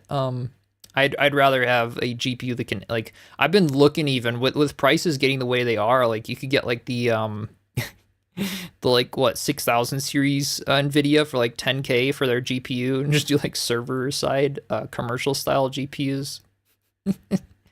Not deal with all the crazy DLSS stuff that's marketed in the newer GPUs. Yeah, RAM is crazy now. It absolutely is. Would have to see your 1-year-old to afford RAM. Or sell, probably. Is that what you're saying, Code? I'm not putting words in your mouth, but like, welcome in. Hope you're doing well. Anyone knows this game feels with the mouse and keyboard? Apparently, it's really good. But also, yeah, fully supports controller. I think I'll be doing mouse and keyboard though. Hogwarts Legacy made 60-year-old like 20s. Oh yeah, late 20s, early 30s. It was bad. It was bad. Yeah, with the DLSS 5. DLSS 4, that's cutting it. DLSS 5, don't like what they've done. I mean, I can see sort of some of the stuff because they can keep squeezing higher perceived frames and stuff out of GPUs, but it's like, it's fake. If it's not real, you know. Hey, Bree, welcome in. Hope you're doing well. Yeah. Ray regeneration does denoise well, but it doesn't combine to upscale to output. Yeah, exactly. Always been a console player. Just saw the DLSS stuff yesterday. Kind of like it. Not gonna lie, but it was, yeah, you see the AI issue. Yeah. And it does depend on like what it is and stuff. But yeah, for all my Enshrouded gameplay and stuff, I'd use either like FSAA or other ones. I don't like as much of the DLSS. It noticeably is a bit of a difference to me, and especially with Enshrouded, the figures already, like the characters already looks like wax figures and stuff. So like with DLSS, it just looks like that much worse for them. Don't like controller yourself, but this game looks awesome. I was a bit worried about mouse and keyboard. Thanks for the answer. Yeah, I plan to do mouse and keyboard. I was thinking about controller, honestly, because it was like, oh, this could be cool to have like a couch controller game. I might even try it with controller sometimes, but I'm a streamer, so I use mouse and keyboard a lot, so figured I'll do that. Like directional lighting was off. They used DLSS 5. Yes. For sure. It's not as powerful as AMD or Nvidia, but the style of gaming, Intel Battlemage does enough. Yeah, for most games. Not super ultra realism guy. Yeah, some people are wondering if it's going to run well on Intel GPUs. The answer there is I don't know quite yet. I'd wait there just to see what happens, because Intel, I mean, given that this game is going to be more finished at launch, it's not like some early access game that's going to have, you know, many years before it's even close to being done. All these new games coming out. But the thing with that is going to probably support it, but Intel or Nvidia and AMD are definitely prioritized over Intel when it comes to graphics drivers, updates, and stuff. So just keep that in mind if you're playing with Intel GPUs. Keep forgetting you play games with controller even though it's sitting on your desk. Nice. Yeah, I've got one sitting here. I use it for all kinds of co-op games. It's fun. I ended up getting one last year. Neptunescape, welcome in. Hope you're doing well. Biomutant was the last game you played with controller. Normally stick with mouse and keyboard. Yeah. You can tell me Friday. Awesome, Erksum. I look forward to hearing for sure. So with its the Intel denoising GPU. results do look noticeably sub-native next to ray reconstruction on NVIDIA GPUs. So you can see some pixelization and reflections, and on some surface edges due to that design. Ray Regen would need to evolve into a different algorithm that combines upscaling with denoising for this to change. That's dizzying. And depending upon the surface, there can sometimes be really less obvious reconstructed specular reflections with ray regeneration. Miss the old PS1 controller to ray reconstruction. That is not to say all is perfect with ray reconstruction. As of the current pre-launch build I tested, this is the kind of thing with DLSS, even DLSS 4 here, is if you look at these pavers in this area, how they look like they're clay. They're made of clay now suddenly. Again, it doesn't look bad, but that's the kind of thing. And then DLSS 5 just even pushes that like AI look even further. Switch often depending, yeah. If you're locking in or relaxing, exactly. That's kind of my attitude with it. Better go have a good rest of the stream. No worries. Thank you so much for stopping by, Neptune.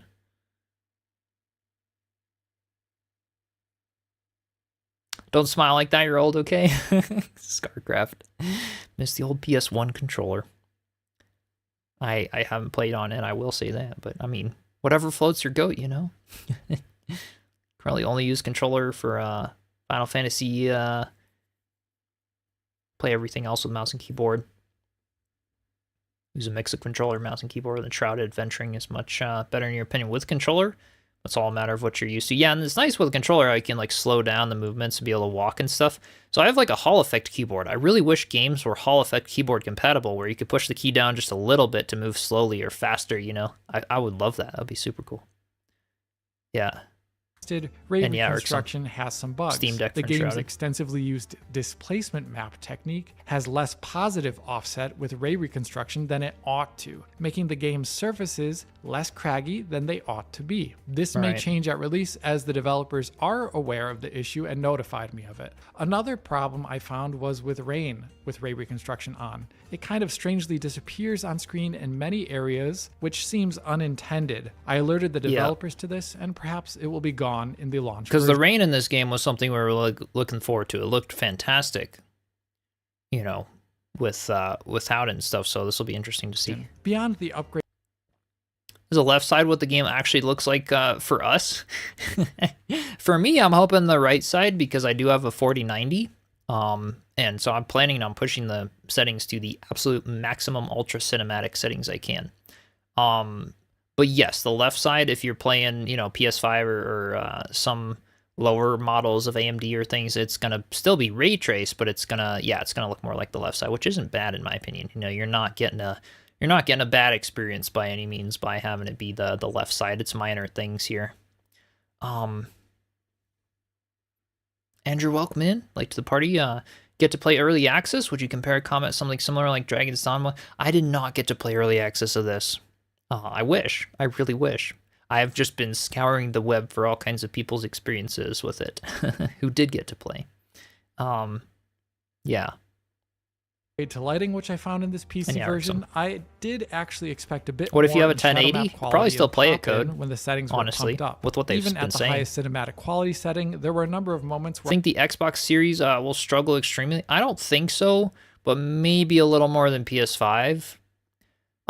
Based on the playtest, it still looked like you could at least achieve the 30 frames per second on lower settings with Xbox standard editions and stuff.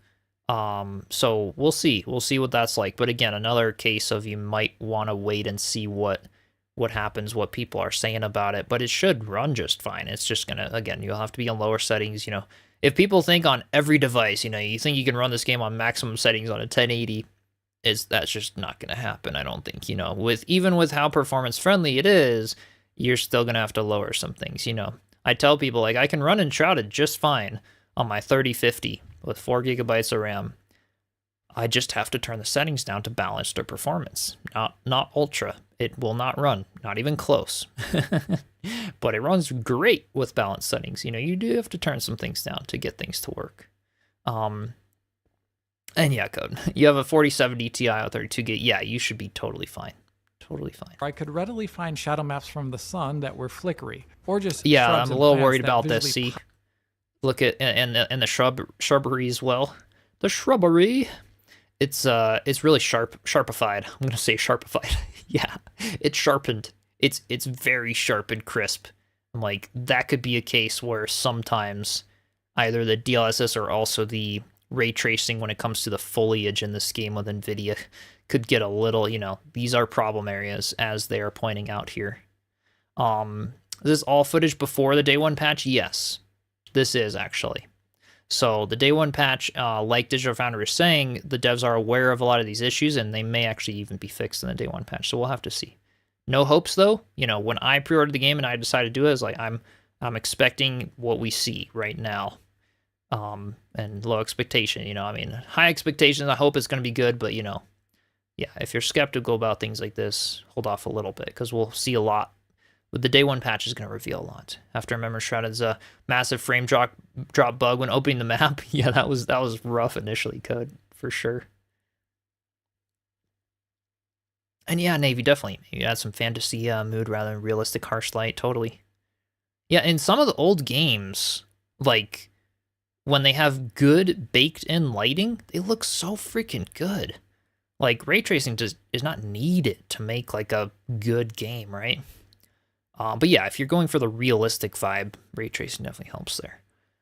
Does this game have building? It does to some degree. It actually does. I'm looking forward to trying some of that out. With the camp management in particular, farming, customizing your houses and villager areas, things along those lines, basically positioning, setting up tents, and sort of laying out the camp a bit. Running AMD Ryzen 7, okay, 64 gigabytes RAM, 4070 Super, yeah, should be fine.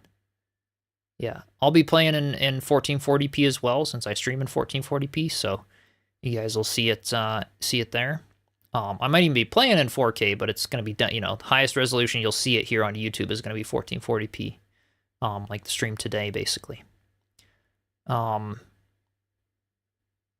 have 4070 Ti. Why is this happening? Then you found it was a bug on not your rig. Yeah, exactly, Code. And Enshrouded has some graphic bugs. They have a very different system for graphics that I personally don't like as much. That's my big gripe for anybody who knows me and Enshrouded. But camera. Now, some of this may be coming from a bug that the pre-release build has regarding scattered assets that is unintended, but I would say keep your eyes peeled on that released version to see if this issue is remedied. And with that being said, this is the end of the... Look here. This is something I'm a little worried about with Crimson as well. So it's not as bad as some games. Like Enshrouded's popping of textures is awful. This game, but yeah, look at the foliage and the cracks and stuff. Some minor details like that, we are getting popping in textures. That was one of the complaints I saw of some people who reviewed it or got to play early, was that while the majority of it renders really far, the finer details, they'll pop in a bit. So there is that. It's not the level of nanite per se quite as much as like Unreal Engine 5, where it seamlessly comes in. It's more of that pop in, but from a farther distance, if that makes sense. Hey Eddie, welcome in. Yeah, Crimson Desert, Game Boy Advance is gonna be dope. Can't wait. Popping in is a given nowadays, especially in open world. Yeah, pretty much is. The big thing I didn't like with Enshrouded is that the entire house just pops in. Like, it sucks. The render distance really sucks. That's a one thing about Enshrouded where I'm like, we need Enshrouded, but like with better render distance. But that's my thing there. It's like with little things like this popping in, it like you said, it's pretty much a given, especially if they're not using the latest versions of Nanite from Unreal Engine. But yeah. Langley Love, welcome in. Hope you're doing well. Didn't you mention your video about workflow last year? How you make your videos look so high quality? Don't want to distract from the stream, but can just rewatch it. Yeah, so I did have that one. It's a little out of date because I've actually changed some things since. But yeah, I do stream in AV1 encoding 1440p 60 to YouTube, and I also record the same way. And I've got some. I should do some updated OBS videos for sure, because a lot has changed with OBS since those videos from like 3 years ago. They're still pretty good, but and yeah, Code Arc Ascended, lag boom, giant bass in your face. Yeah. Yeah. Even doubling it in Enshrouded would help. Yeah, just like a slider maybe. I don't know. People are gonna go crazy with base building. We'll see what kind of capabilities this one has when it comes to base building. I'm curious. Renders as Enshrouded is the only reason you don't want to build large bases. Same. I keep it to a level 4 flame altar, but not video covering multi-flame the altars. PC version of Crimson It's Desert, rough. and an optimized settings video is on the way for the future. All right, so some of these settings here, what do we have? This is all we're kind of seeing here. Not entirely like, you know, I'm not seeing, I mean, we do have reflections quality, water quality, foliage density. Okay, so maybe foliage density we could change, you know, mess around with a little bit, but, or post-processing effect quality, that might be as well another one. I'm not seeing like contrast or sharpness sliders or little things like that, but again, they might be in it. Yeah, so it was more like watered down bell rate. Yes.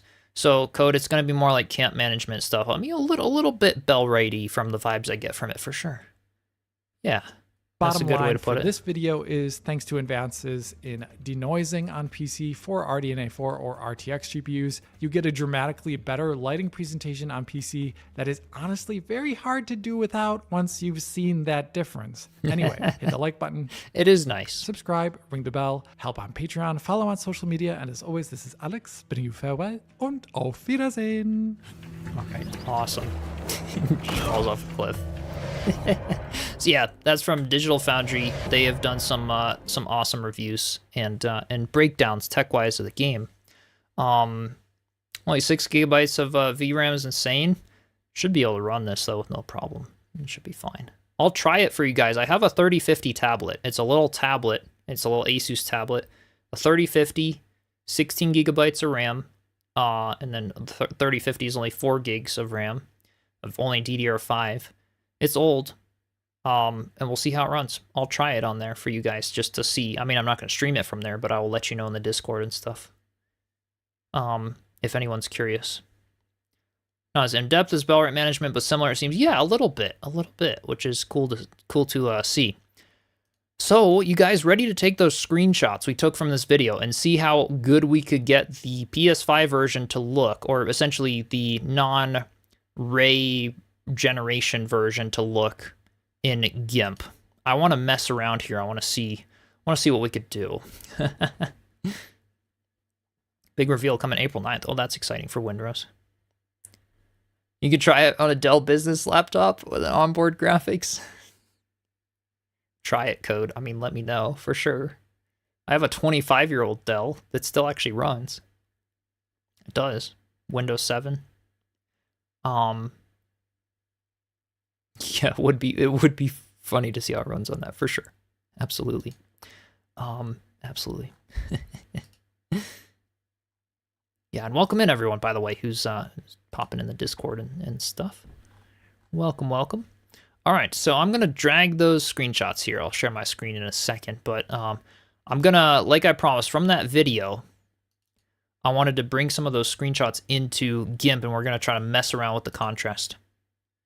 All right, we're gonna try to, I want to see what we can do to make the other ones look like the ones that were traced and stuff. Open game and PC shuts down outright. Hoping it lives up to the hype and doesn't flop. Looking, yeah, G Bethesda StarCraft. Cough, cough. Okay, so let's try some things here. So this is the standard denoise, and then this is the NVIDIA Ray reconstruction. All right, standard denoise, Ray reconstruction. What I'm curious to do is get the standard denoise, getting sort of this level of shadow quality, essentially just using my contrast sliders and things, just to see what it could look like if we had filter adjustment options for, you know, the PS5 players and stuff. So I want to put, I think what I'm going to do here is we're going to move this one sideways. All right, so we can kind of see the right image is the standard denoise. And we're going to try to get it to look like this left image here. All right, so first of all, the highlights are blown out. So what we got to do right off the bat is let's just bring up a curves, and let's just pull down the exposure of the highlights. We're just gonna kind of mess around with even the overall exposure of the image right now, and try to do like a harsher cut on those highlights so they're not quite as bad.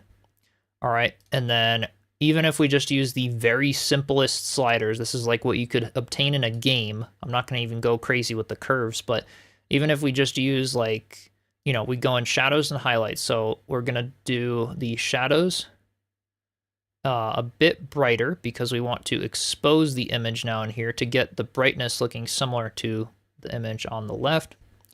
We're going to go into the color temperature and we're going to go and pull it a little bit cooler. And then we're going to go to the contrast and we're going to bump it up.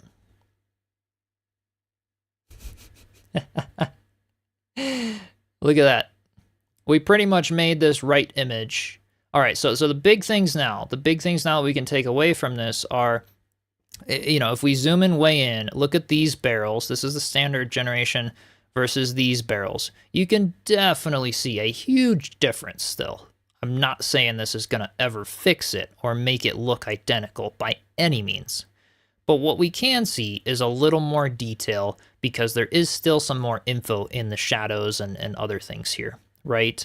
It's still, you know, it's going to be a little bit, you know, it's way smoother and it's obviously realistic here. It's faked here a little bit more so when it comes to the, you know, ray reconstruction. But you can see that we can get things looking a little bit closer in appearance just with some subtle brightness changes and contrast.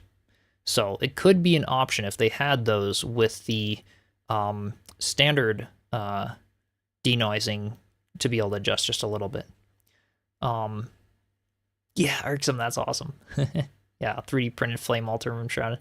Play this game cinematic settings with a RTX 5070? Most likely, but we'll have to see. Have to see if that'll work. So there was that first comparison. Now let's go to the next one. So this is the standard denoiser. All right, let me zoom in a little bit more so you guys can see. Standard denoiser. This is the NVIDIA Ray reconstruction. So standard, there's the before, and there's the after. Let's see what kind of information we can bring out of this before image to match up with the after. I specifically want the path side of things. So this time we're going to put it on the left. This is the standard denoiser on the left and ray reconstruction on the right. Okay, so this is the one we're going to try to bump up to get it to look a little bit more like this image. So again, if we go into colors, I'm looking at the highlights here when I'm purely upping the shadows. So I know it seems counterintuitive, but we're upping the shadows so we overall get the exposure looking similar here before we can adjust the contrast so that it actually has a depth to it later. So we've got the shadows up to now there. We're going to go to the curves in this case, and I'm just going to pull down a little bit in the very dark sections here and boost a little bit more in that section. Let's see here, a little bit of this going on. And then a tiny boost in the highs. All right. Again, just being stupid quick here. Brightness and contrast. We're going to go and up the contrast a little bit more on here. And then we are going to go to the temperature. And we're going to cool it down a little so the shadows are a little more accurate to the right image. Okay, so you can see now here that this is now looking a lot more like this right image, but just with a few little settings, because we have some of the information there. You know, we still have some darkness in here. You know, we still have some detail, a little more detail now in the paths. So you can't get it looking like this right image by any means, but I just wanted to show you guys that by simply, if they add a contrast slider and certain things like that, you could tweak it a little bit more to where you have, you know, a little bit more detail that shows through even on a lower end computer. Didn't notice until just now your Steam client crashed while downloading the prefetch. Oh no. Are you trying to preload it, Irksome? What I'm curious to do as well is bring this in here. I want to bring the first screenshot back into here. All right, so let's see here. Let's bring this one is the before. Okay, and then this one here. Okay. So here is the... This is before we did the changes, all right? After we did the changes. Before, after. Before, after. So look, just like, you know, really zoom into these like details here. There's after, before, after. So just simply with a tiny, I don't know how much this comes through on the stream, simply with a tiny little bit of, you know, and we could even go further, add a little bit of a sharpness to this to mimic the look of the second one, you know, if we wanted to go with a little bit of a sharpened filter. That's too overkill, but, you know, maybe something along those lines. So again, there's before, there's after. Just brings out a little bit more of that detail, is all. Yeah, definitely noticeable. Exactly. So that's all I'm saying is, like, it's not gonna be looking too bad. And even if you can't have like an in-game sharpness filter or something, or like a contrast, you know, you could still use your NVIDIA control panel or your computer settings to have like a preset for when you play Crimson Desert for the way your monitor looks, right? Anyway, I figured that was interesting to show that you know, you can contrast it a little bit. I think it's actually better than your target picture because the NVIDIA one loses oh yeah, fewer colors and contrasts can be found. Yeah, a tad overkill. Yeah, in some of these areas, especially if we're really zooming in here, it can get pretty sharp. And that's, you know, not too much in this image, but some images for sure. The big things though that we can't really mimic is like this whole area here is in shadow because it's supposed to be in shadow with the actual ray reconstruction. This whole area though, it's like there's not as much depth here. There's a big one in here. These areas. So that's all I'm saying. Like things like that aren't, but like this doesn't look bad. It's just a different shade of color things, you know, a little less realistic per se, but yeah, it's you can see we can get things looking a little bit, you know, closer when we just add like that little bit of contrast. So let's see here. What else we got? What else we got that's exciting? Has anyone found the PS5? Okay, so from Japan, I want to try to see that PS5 or the footage. Someone was talking about if anyone wants to send that to me in the in Discord or try to message me. I would love to see if we want to check that out. So another thing here, let's go to this one. So this was from the Korean streamer after finishing the game, basically. This guy was playing for like 10 hours, like tons of days. Did I do photography before? You sound like I have. I do color grading for video, actually. Not as much of a photographer, but I do color work for video and a little bit of, you know, cinematography type stuff. So I have a little bit of a background. To be honest, if that was in DaVinci Resolve, I'd be able to get it looking even better. That was just in GIMP. I was just doing a quick example, but yeah. I have to admit, I think it's great that you take your time to show what it could be. Yeah, it's just fun. It's just fun messing around. It's fun to see what that could be. So yeah, this was from the Korean streamer that basically finished the game. This is what apparently they were saying. And they've got video here in Korean as well. Character swapping is just like GTA 5, including transition effects, where the camera zooms out into the world and back in. Characters are going about their day as they are swapped. One time he swapped into Unka in the middle of a gigantic battle and had to fight his way out. So it sounds like you can literally just swap your characters instantaneously in the middle of stuff between those other playable characters that we were talking about earlier. Finished the game without the day one patch and encountered only minor bugs. Everything that felt off in the previous gameplay has been fixed. Footsteps, sounds, running animations, weird reactions when getting hit. Okay, and then yeah, so that's good to know that it was finishable apparently, even with some of the bugs, because I know we got some people saying that in whatchamacallit, some of the early reviews, people that got to fly down and check out the game were saying that it was definitely, there were some bugs related to the puzzles or completing things, especially in the end game stages. So this is good to know that he was actually able to finish it. Played Redemption 2 for about 600 hours, and he suggested Crimson Desert was similar in tempo. So there you go. Good to know. Character swapping, is there character creation in the main for the main character? So there's no character creation. What there is more character customization. So unlike an RPG, there's no character creation. You play as Cliff. I think you start the game as Cliff.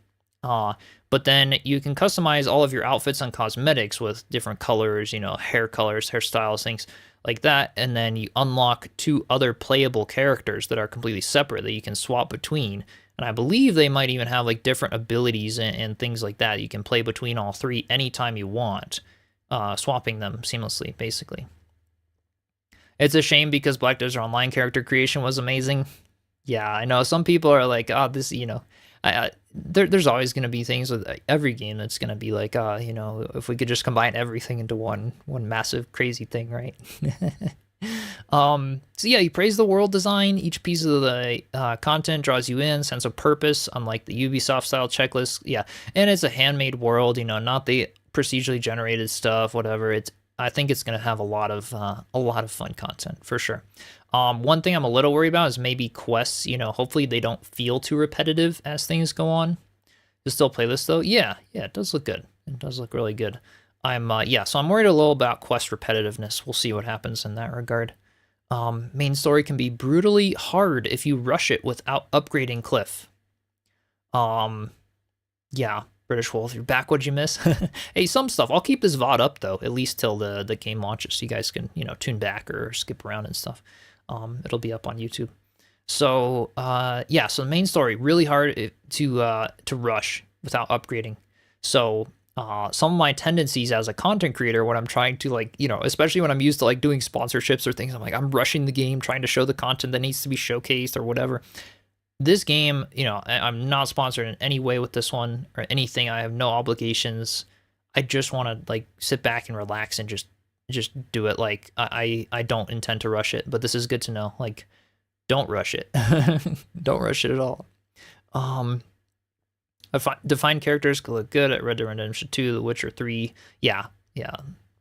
It could, you know, it definitely works. You know, just, yeah, exactly. It definitely works to just have the character. I wonder if mods will be a thing. Unlikely, purely because, especially when they introduced Denuvo and stuff for the whole anti-piracy thing and things, I think at least at launch, they're gonna be pretty like they don't want to put the code out for modders or anything. But we'll see. You know, maybe later on down the road it could maybe be a thing.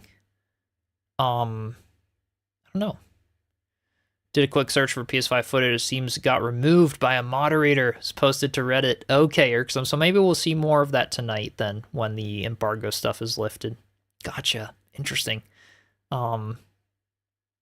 Generational game incoming. In Guardians of the Wild Sky, you clicked random every playthrough. Yeah, exactly. Because of the procedural there. Cliff switched out with Shrek. Oh, that'd be funny. Every region has different difficulty, becomes harder when you go east and north. Wait, east and north. Okay. So yeah, that's cool to know though. So it is all like baked in there then. So it seems like, and this is another thing we were hearing about this game, is that it's not going to it's not going to scale with difficulty as you level up. At least from what I'm hearing. So like you're not going to be able to go back to the starting area and have the mobs be really challenging. It had like you go to challenging areas and it's like everything is baked into this game. It is a very set story, which to the questions we had earlier in the chat of replayability, or I think replayability will be fine. It's an awesome adventure, it sounds like, but playability after the whole thing is done, after the hundreds of hours of content, but it sounds like 500 plus hours of content or whatever is what we could expect if we go through every bit of this, assuming it's not too repetitive and boring with some of the quests. We should have lots of content. We should have a fun time. But yeah, that could be a little bit of a thing. You know, mobs won't really scale with you. You kind of will want ways to get to those more difficult areas if you want that challenge late game. But does embargo live 24 hours before release time? That's what they were saying. So from this time right now, that would be in about 4 hours, a little over 4 hours, that maybe we could expect to start seeing some reviews, possibly a little later though. Yeah. A lot of people won't even finish the story because what we've seen in their, baked their Black Desert Online life skills, into systems into the game. So everything you do matters when it comes to upgrading Cliff and the characters, etc. Seems like it. It seems like it. Yeah. Steam says release is 1 day and 4 hours from now. Yep, exactly. 4 hours from now, so that's good on Steam that it says that then. Yep, 4 hours from now is exactly 24 hours from before when it seems like it's going to be releasing, at least in my time zone, so we'll see. 300 hours from the Platinum Trophy or something. Yeah, maybe. We'll have to see what happens there. He played on 5080 at 1440p cinematic settings without frame drops or stutters. Scorch soundtrack is legendary. Did not find all the game systems to be too fatiguing or stressful to deal with. Which is good. And again, this is just one person's experience based on some leaks and stuff. One person's experience. Like I said, I think this is going to be the game that's really great for some people, and for some people it may just not be their cup of tea. But that's good to know that, you know, it wasn't fatiguing to this person. But yes. But does that mean replayability as if you do a in first run? Oh, and then B in run 2? Possibly. We'll have to see what happens. You know, there doesn't really seem like there's going to be difficulty sliders or things. Is it weird? I really don't care about Cliff at this point when they showed the female character you can play as shooting a musket from horseback that had you. I mean, hopefully you could really just choose who you want to play and switch between or whatever. I'll probably be playing all 3 and seeing what happens. I mean, maybe you'll have to play all 3 for some sections. I have no idea. It's going to be better than The Witcher for 3? I don't know. I wouldn't necessarily say better, but maybe different, or, you know, graphically maybe a little bit. Pistol and musket play, I think you're going to be your favorite. Yeah, it looked really cool, that clip of her jumping up and then switching to the musket, so that was awesome. Yeah. But you could play a day early, feel betrayed. Yeah, Witcher 3 is very replayable, so we'll see. We'll see what kind of systems this one has in place to make it, you know, kind of like that. Then we'll see. Inventory space can be tight at first, but this was not an issue late game, as a side quests reward you with more storage. Yes, this was a big thing. People that got a chance to test it out early were also emphasizing, do all these little side quests. And it sounds like, there you go. That kind of answers our question a little bit of like the quest sort of feeling boring over time, is that if you're, you know, if they're actually rewarding you with useful things like, hey, an extra inventory slot, that's cool. I will go pick someone's goat up and bring it home if I can get an extra inventory slot. So yeah, that's good to know that, you know, do the side quests. They'll reward you with things that the game may not tell you it will reward you, but it will. So yes. Yeah, I love the black powder weapons in a fantasy setting. For sure. Yeah. I think burnout is going to be a bigger factor over pure replay value. Person who is a perfectionist and wants to wrap everything up nicely is probably going to burn out long before they do. This is true. There's a healthy medium, you know, of like taking breaks or like diving in, you know, too much or whatever. Complete all the side quests first, then main quests. Yeah, that's not bad, Ozzy. And I'm guessing you guys are like fine with just like having these chill streams on the channel. Like, I don't plan to keep them action-packed and only do main quests. I would like to do a lot of these like side quests and just like really walk through everything in the game. It might be slow sometimes, it might be fast-paced sometimes. And, you know, that's my plan anyway. You know, we can either just grab snacks, you know, just chill for like a few hours each day. and play it and try to figure things out as as I'm stuck on puzzles or things. Maybe some of you guys will be further ahead than I am. Maybe I'll be farther ahead than some of you guys are. We can like all kind of help each other figure things out because it's not a hand-holding game. And then, that would be awesome. Or the cozy builder, that's what we're here for. Heck yeah, I might spend some time upgrading the camp. I really want to see, like, with a good story game, that's one of the things I really wanted about this game, because with my other survival crafting games, you don't get very good combat and you don't get very good story. Enshrouded is kind of an exception. It's got a cool RPG element in that regard, but yeah, that's something I'm really like, I want to experience this story game for what it is. Have to maintain dailies in Dune while you play Crimson Desert. Have you been liking Dune? Get a real sense of the game systems, etc. Yeah, exactly. Took you like 2.5 hours to get the airship off the ground at Everwind last night. You're so slow at the game. Hey, that's fine though, Hey, Alpha, welcome in. What'd you miss? I'll leave the VOD up. We've been talking about a lot of stuff, a lot of the performance things, and all kinds of prep stuff essentially. But right now we're going over a Korean streamer who got his hands on the game and pretty much finished it. Some leaks and stuff. Stated it was a game of his life. Played 10 hours daily since he got the review code. That's crazy. Sounds like a lot.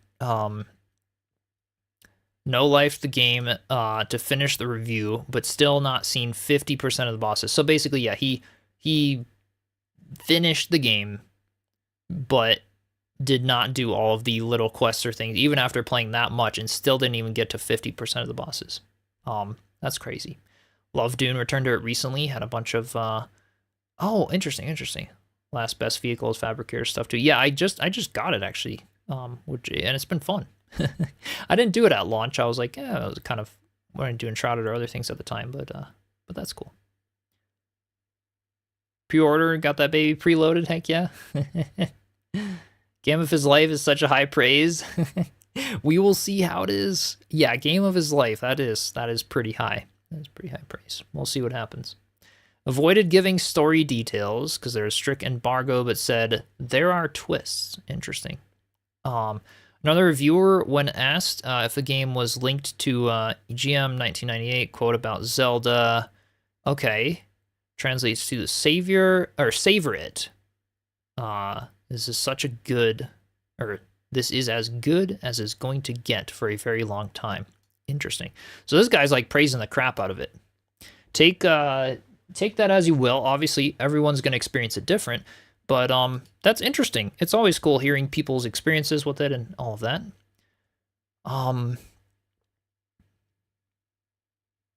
Yeah. Yeah, it's really good praise though. It's a lot. Yep. Ocarina of Time. Be preloading by installing it. Your boyfriend on his PS5 while he's at work, doing your best to be a good girlfriend. Hey, there you go. He'll be happy. Hopefully, just don't dump hot coffee on the PS5. He'll be totally fine. I'm just messing.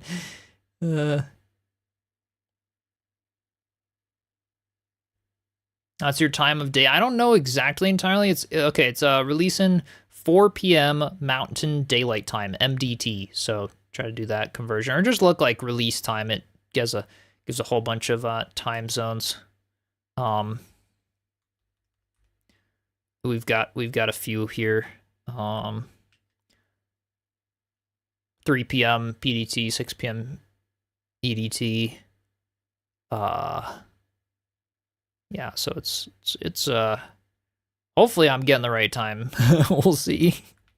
I'll schedule the stream. We'll keep hearing more. I'll keep tuned on Steam and stuff as well, and see. There are black powder weapons in the game. Guess you can expect Creative Casey to miss a lot with those. Good thing she's not here now. Biggest issue with games like this is when the critics and reviews review their narrow expectations of what a game should be rather than looking at what the game is. Yes, that is something. That is something that can be taken that way. And like I was saying with this game, I think some people are going to be either very disappointed or very like, oh, what was this? I was expecting something totally different, because it is very hyped. There's always danger when a game is so hyped. But that said, you never know. Yeah. And yeah, Too Clutch, no worries at all. I will have the VOD up, and thank you so much for tuning in. And yeah, there is some building aspects of this game where you can sort of customize your camp, place furniture around, do some farming, place tents, things like that. Not to the level by any means of a building survival game like Valheim or Enshrouded at all, but a little bit of customization, which is cool to see. Yeah, lots of black powder, looks of it. I think it'll be cool. One of them did Small Land Surviving the Wilds with you as well. Oh, nice, Navy. Yeah, that was a fun one. All right. So what else we got in here? We have the official launch trailer from Crimson Desert. I will link this. This one came out 6 days ago, and yeah, it sounds like the whole PS5 footage might be on a little bit later than when the embargo stuff is figured out. So let me link this one here in the chat. We may as well look at the release trailer. Okay. Yeah, the issue is everyone today is used to games that either hold your hand the entire way or are sold to you the promise of selling. Yeah. Use skips later on. Yeah. Later to lessen the grind. Don't think there are many gamers today that are open worth with lots of to do and discover and capture. I know we'll just have to see by player reviews, IGN stuff. It'll be interesting. What are the chances of this game winning the game of the year if there's no GTA 6 this year? Higher. You thinking GTA 6 is gonna be delayed again? I mean, it might at this point. I don't know, honestly. We'll see what's nominated for what and stuff, but this game may very well be a pretty big contender, but yeah, GTA 6 is supposed to still be coming out this year, so yeah, no worries, Elise, no worries. Really choosing real contenders, mostly bought off of what believe anyway. Probus is cooking, yeah. Hey, Casey's back. Uh-oh, she saw you irksome. Don't think GTA 6 is winning Game of the Year. The field is expanding by the day. Yeah. Not our kind of game. Requiem. It's a circle for the year. Yeah, and that's something as well. I don't know what all the details are. They sort of look for what nominates them or things. But this is true that technically they have not from Rockstar Games. You guys want to see the launch trailer? Anyone who hasn't seen this one, I'll throw it on. It's time. Looks cool. Footage captured on PC. So some of this is like cutscene stuff. What was stolen? All that. So the night looks good. Here. You were expecting me? Well, you Greymanes are a hard lot to kill, clawing your way back from death's door over and over. How'd you do it? Let's find out, shall we?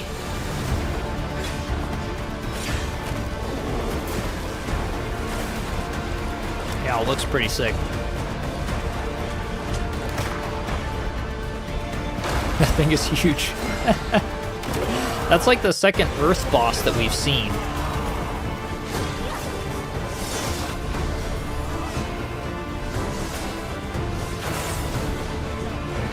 That shield. And yeah, this is cool. Again, trains, I mean, it's the fantasy level is through the roof. There's a lot going on.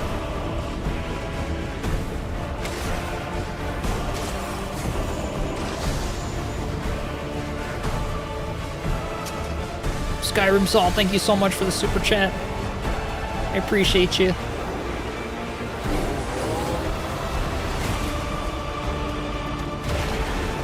S-tier trailer, yeah.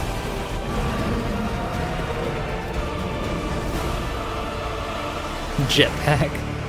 All kinds of stuff. Pretty freaking insane. It was well done. Yeah, they say 71 world bosses or something like that. Sounds like it. There's gonna be a lot. Oh yeah, there you can ride a dragon, Catesy. Yeah, you can ride a dragon. Absolutely. Looks pretty sweet too. There's all kinds of clips and stuff that, like, you know, I've checked out some of my previous videos we haven't seen today. But yeah, it's nuts. It's nuts. Is it Thursday night yet? Soon, hopefully. Can't come quick enough, right? I think the dragon is a cliff only thing though, right? I don't know entirely. But yeah, that's a good question. I don't know if we'll be able to do it with multiple, you know. I'm really curious to see how that works, the whole playing between multiple characters. You could ride the dragon to deal with the yeah, with the one in Enshrouded. Also have a dinosaur mount. Yeah, lots of mounts. Bear mount we saw, horses obviously. Skyrim and Enshrouded had a baby.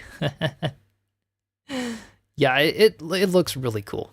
It looks awesome. And you know, some people were even saying that the whole world might even be too big for some people. Like some people don't like overwhelming games with that extent of like that much to do.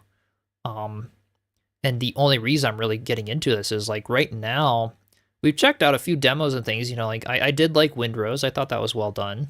Guardians of the Wild Sky looked pretty cool.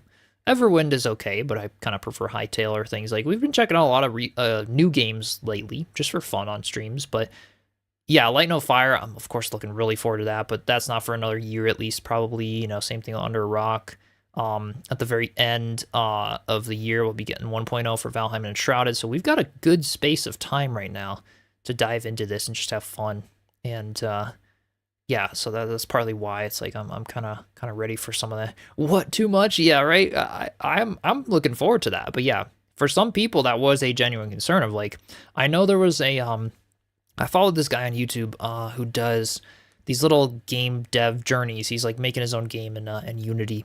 And it's a very simple game, just in his off time after work. He's like a full-time dad and stuff. And his game actually did pretty well on Steam because there's a market for people who just like, they just want something simple. They just want to chill at the end of the day with like super simple, not a whole lot to do, very simple quest line. You know, this game might not be for people like that, you know, but for people who want to dive into something, absolutely. Absolutely, it's not too much. We want endless, right?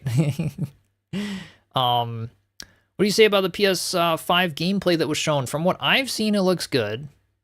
But apparently the one from Japan and other things was taken down by moderators.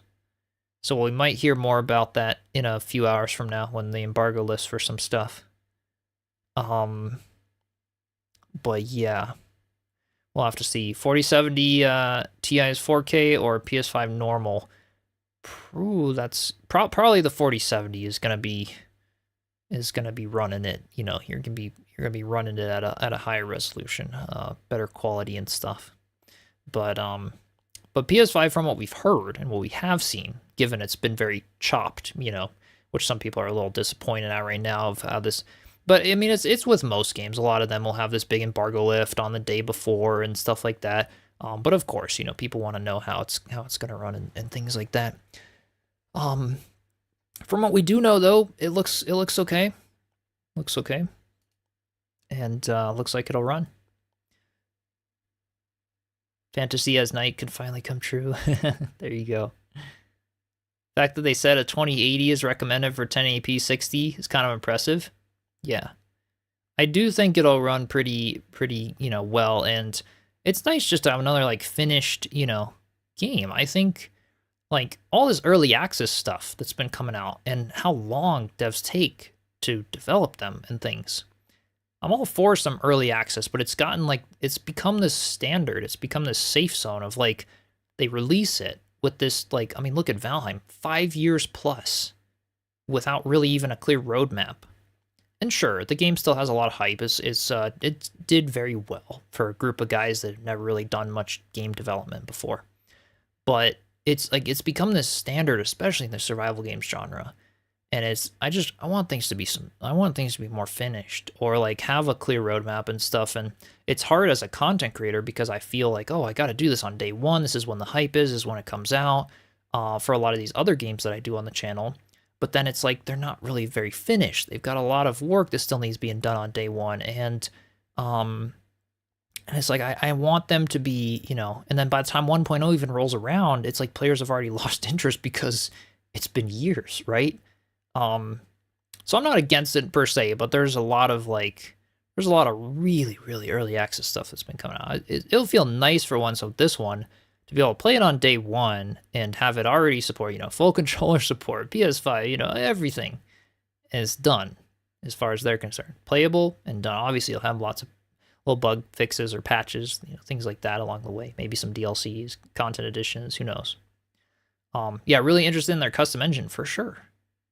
I wonder with the success of this game, you know, if it does well and things like, well, you know, if they'll ever sell it, if they'll ever have things like that. Sometimes people do.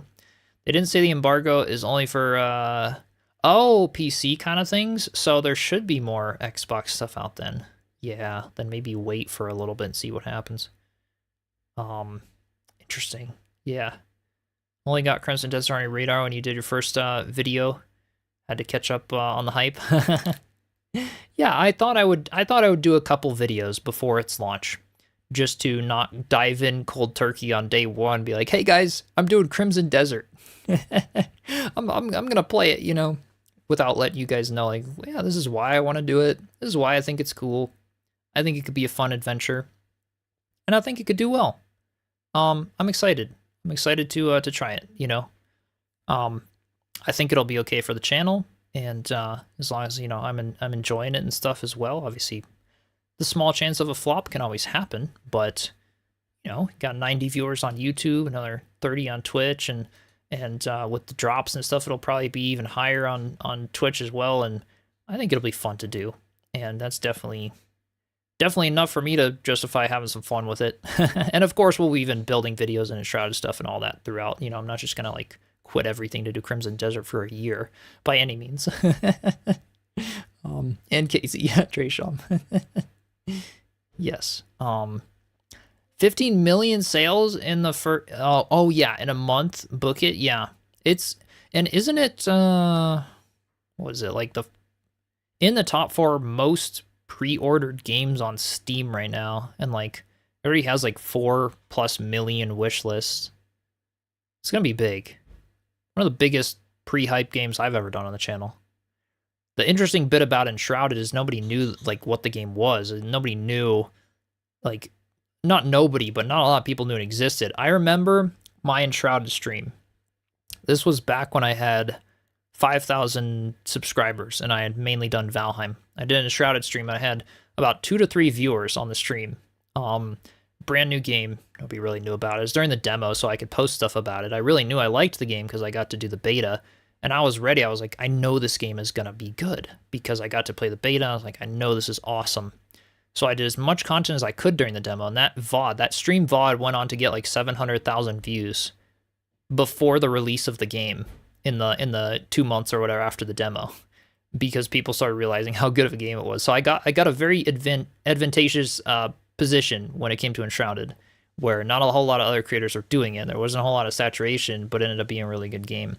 With this one here, there's gonna be a lot of people doing it. The saturation and the hype is gonna be crazy. If it's a whole different world, it'd be interesting to see how it does and what happens with it.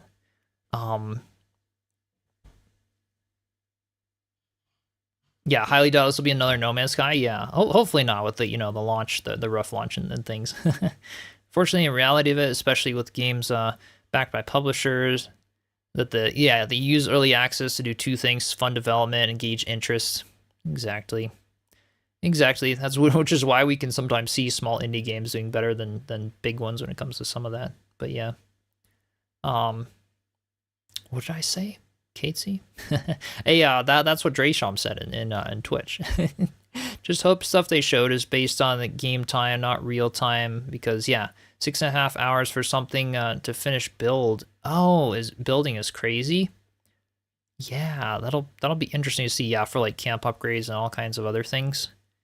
I mean, think about like Warframe though, and if the game, well, no, actually, it is single player, so it's not going to be like Warframe. Like you can't just like run it on a server and have your stuff run like building in the background. Yeah, that'll be interesting. Good point. probably in-game time then.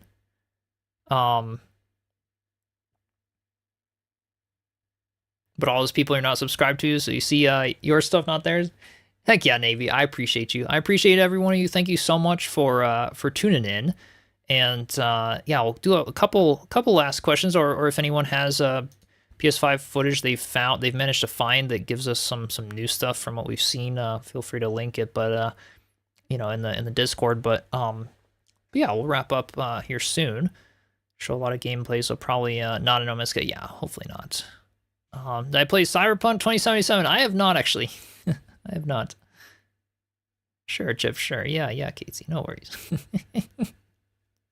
Seriously considering doing a double shift at work tomorrow. You can take Friday off for gaming. Could be fun. I know someone at the beginning was like, oh, only day they get off is Wednesday, and it's not Thursday. First time here, big up, heck yeah. Yeah, I really appreciate every one of you who is new on the stream today. I really can't wait to jump into this game and have a really fun time. And like I said, anyone watching on Twitch tomorrow or having the Twitch window open alongside YouTube, if you want to have the YouTube higher quality and stuff to see the game, obviously it's beautiful graphics. So, but definitely I'll have the drops enabled and everything. Sounds like there will be those, which is exciting. So yeah, we'll have all of that. You have to be online to even play through single player. Yeah, because it's got the whole de novo thing, so you will have to be online sometimes, which is as a big downer for some people, but it's not unheard of course. And we could hope that maybe they remove it because de novo still gets cracked, still gets pirated.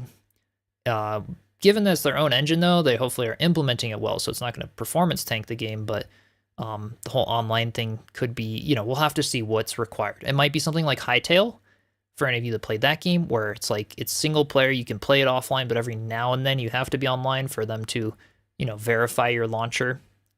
For you to own the game, they don't have de novo, but something similar to where that's not too bad. I'm playing on PS5 Pro or PC. I'll be doing it on PC. I will be doing it on PC, which is why today's stream was mainly reviewing a lot of like PC related stuff. We'll talk a little bit about PS5 Pro and stuff, and I'm sure there's a lot of other players in my Discord if you want to join that, who will be playing on PS5 Pro and stuff, to be able to sort of get settings off of, and I'm sure lots of people will be doing videos on online about it and everything. So, but yeah, I will be doing it on PC. I will be streaming it from my current PC, which is, if you want to do exclamation setup in the chat, that's all my gear, every bit of gear I have, but it's basically, it was 4090 Intel 13900K, so, you know, last gen NVIDIA stuff, pretty good though. I will be streaming to 3 platforms and all, but beyond that, I'll have a very good sense of how it performs relative to other games. So we'll have a sense of, and I also have the 3050 little tablet that I can try it on my own time to see what happens there, which is a really low end, you know, kind of stuff in that regard. But yeah, Vogear, no worries at all. Have to dip. Have a good day, no worries. Plan to tune in tomorrow, and hopefully you'll get a chance to watch for a bit. Never know what's going on with work. Yeah, no worries. And I'll be leaving I'll put them in all in a playlist. They'll all be in like Crimson playlist, Crimson Desert playlist on my channel.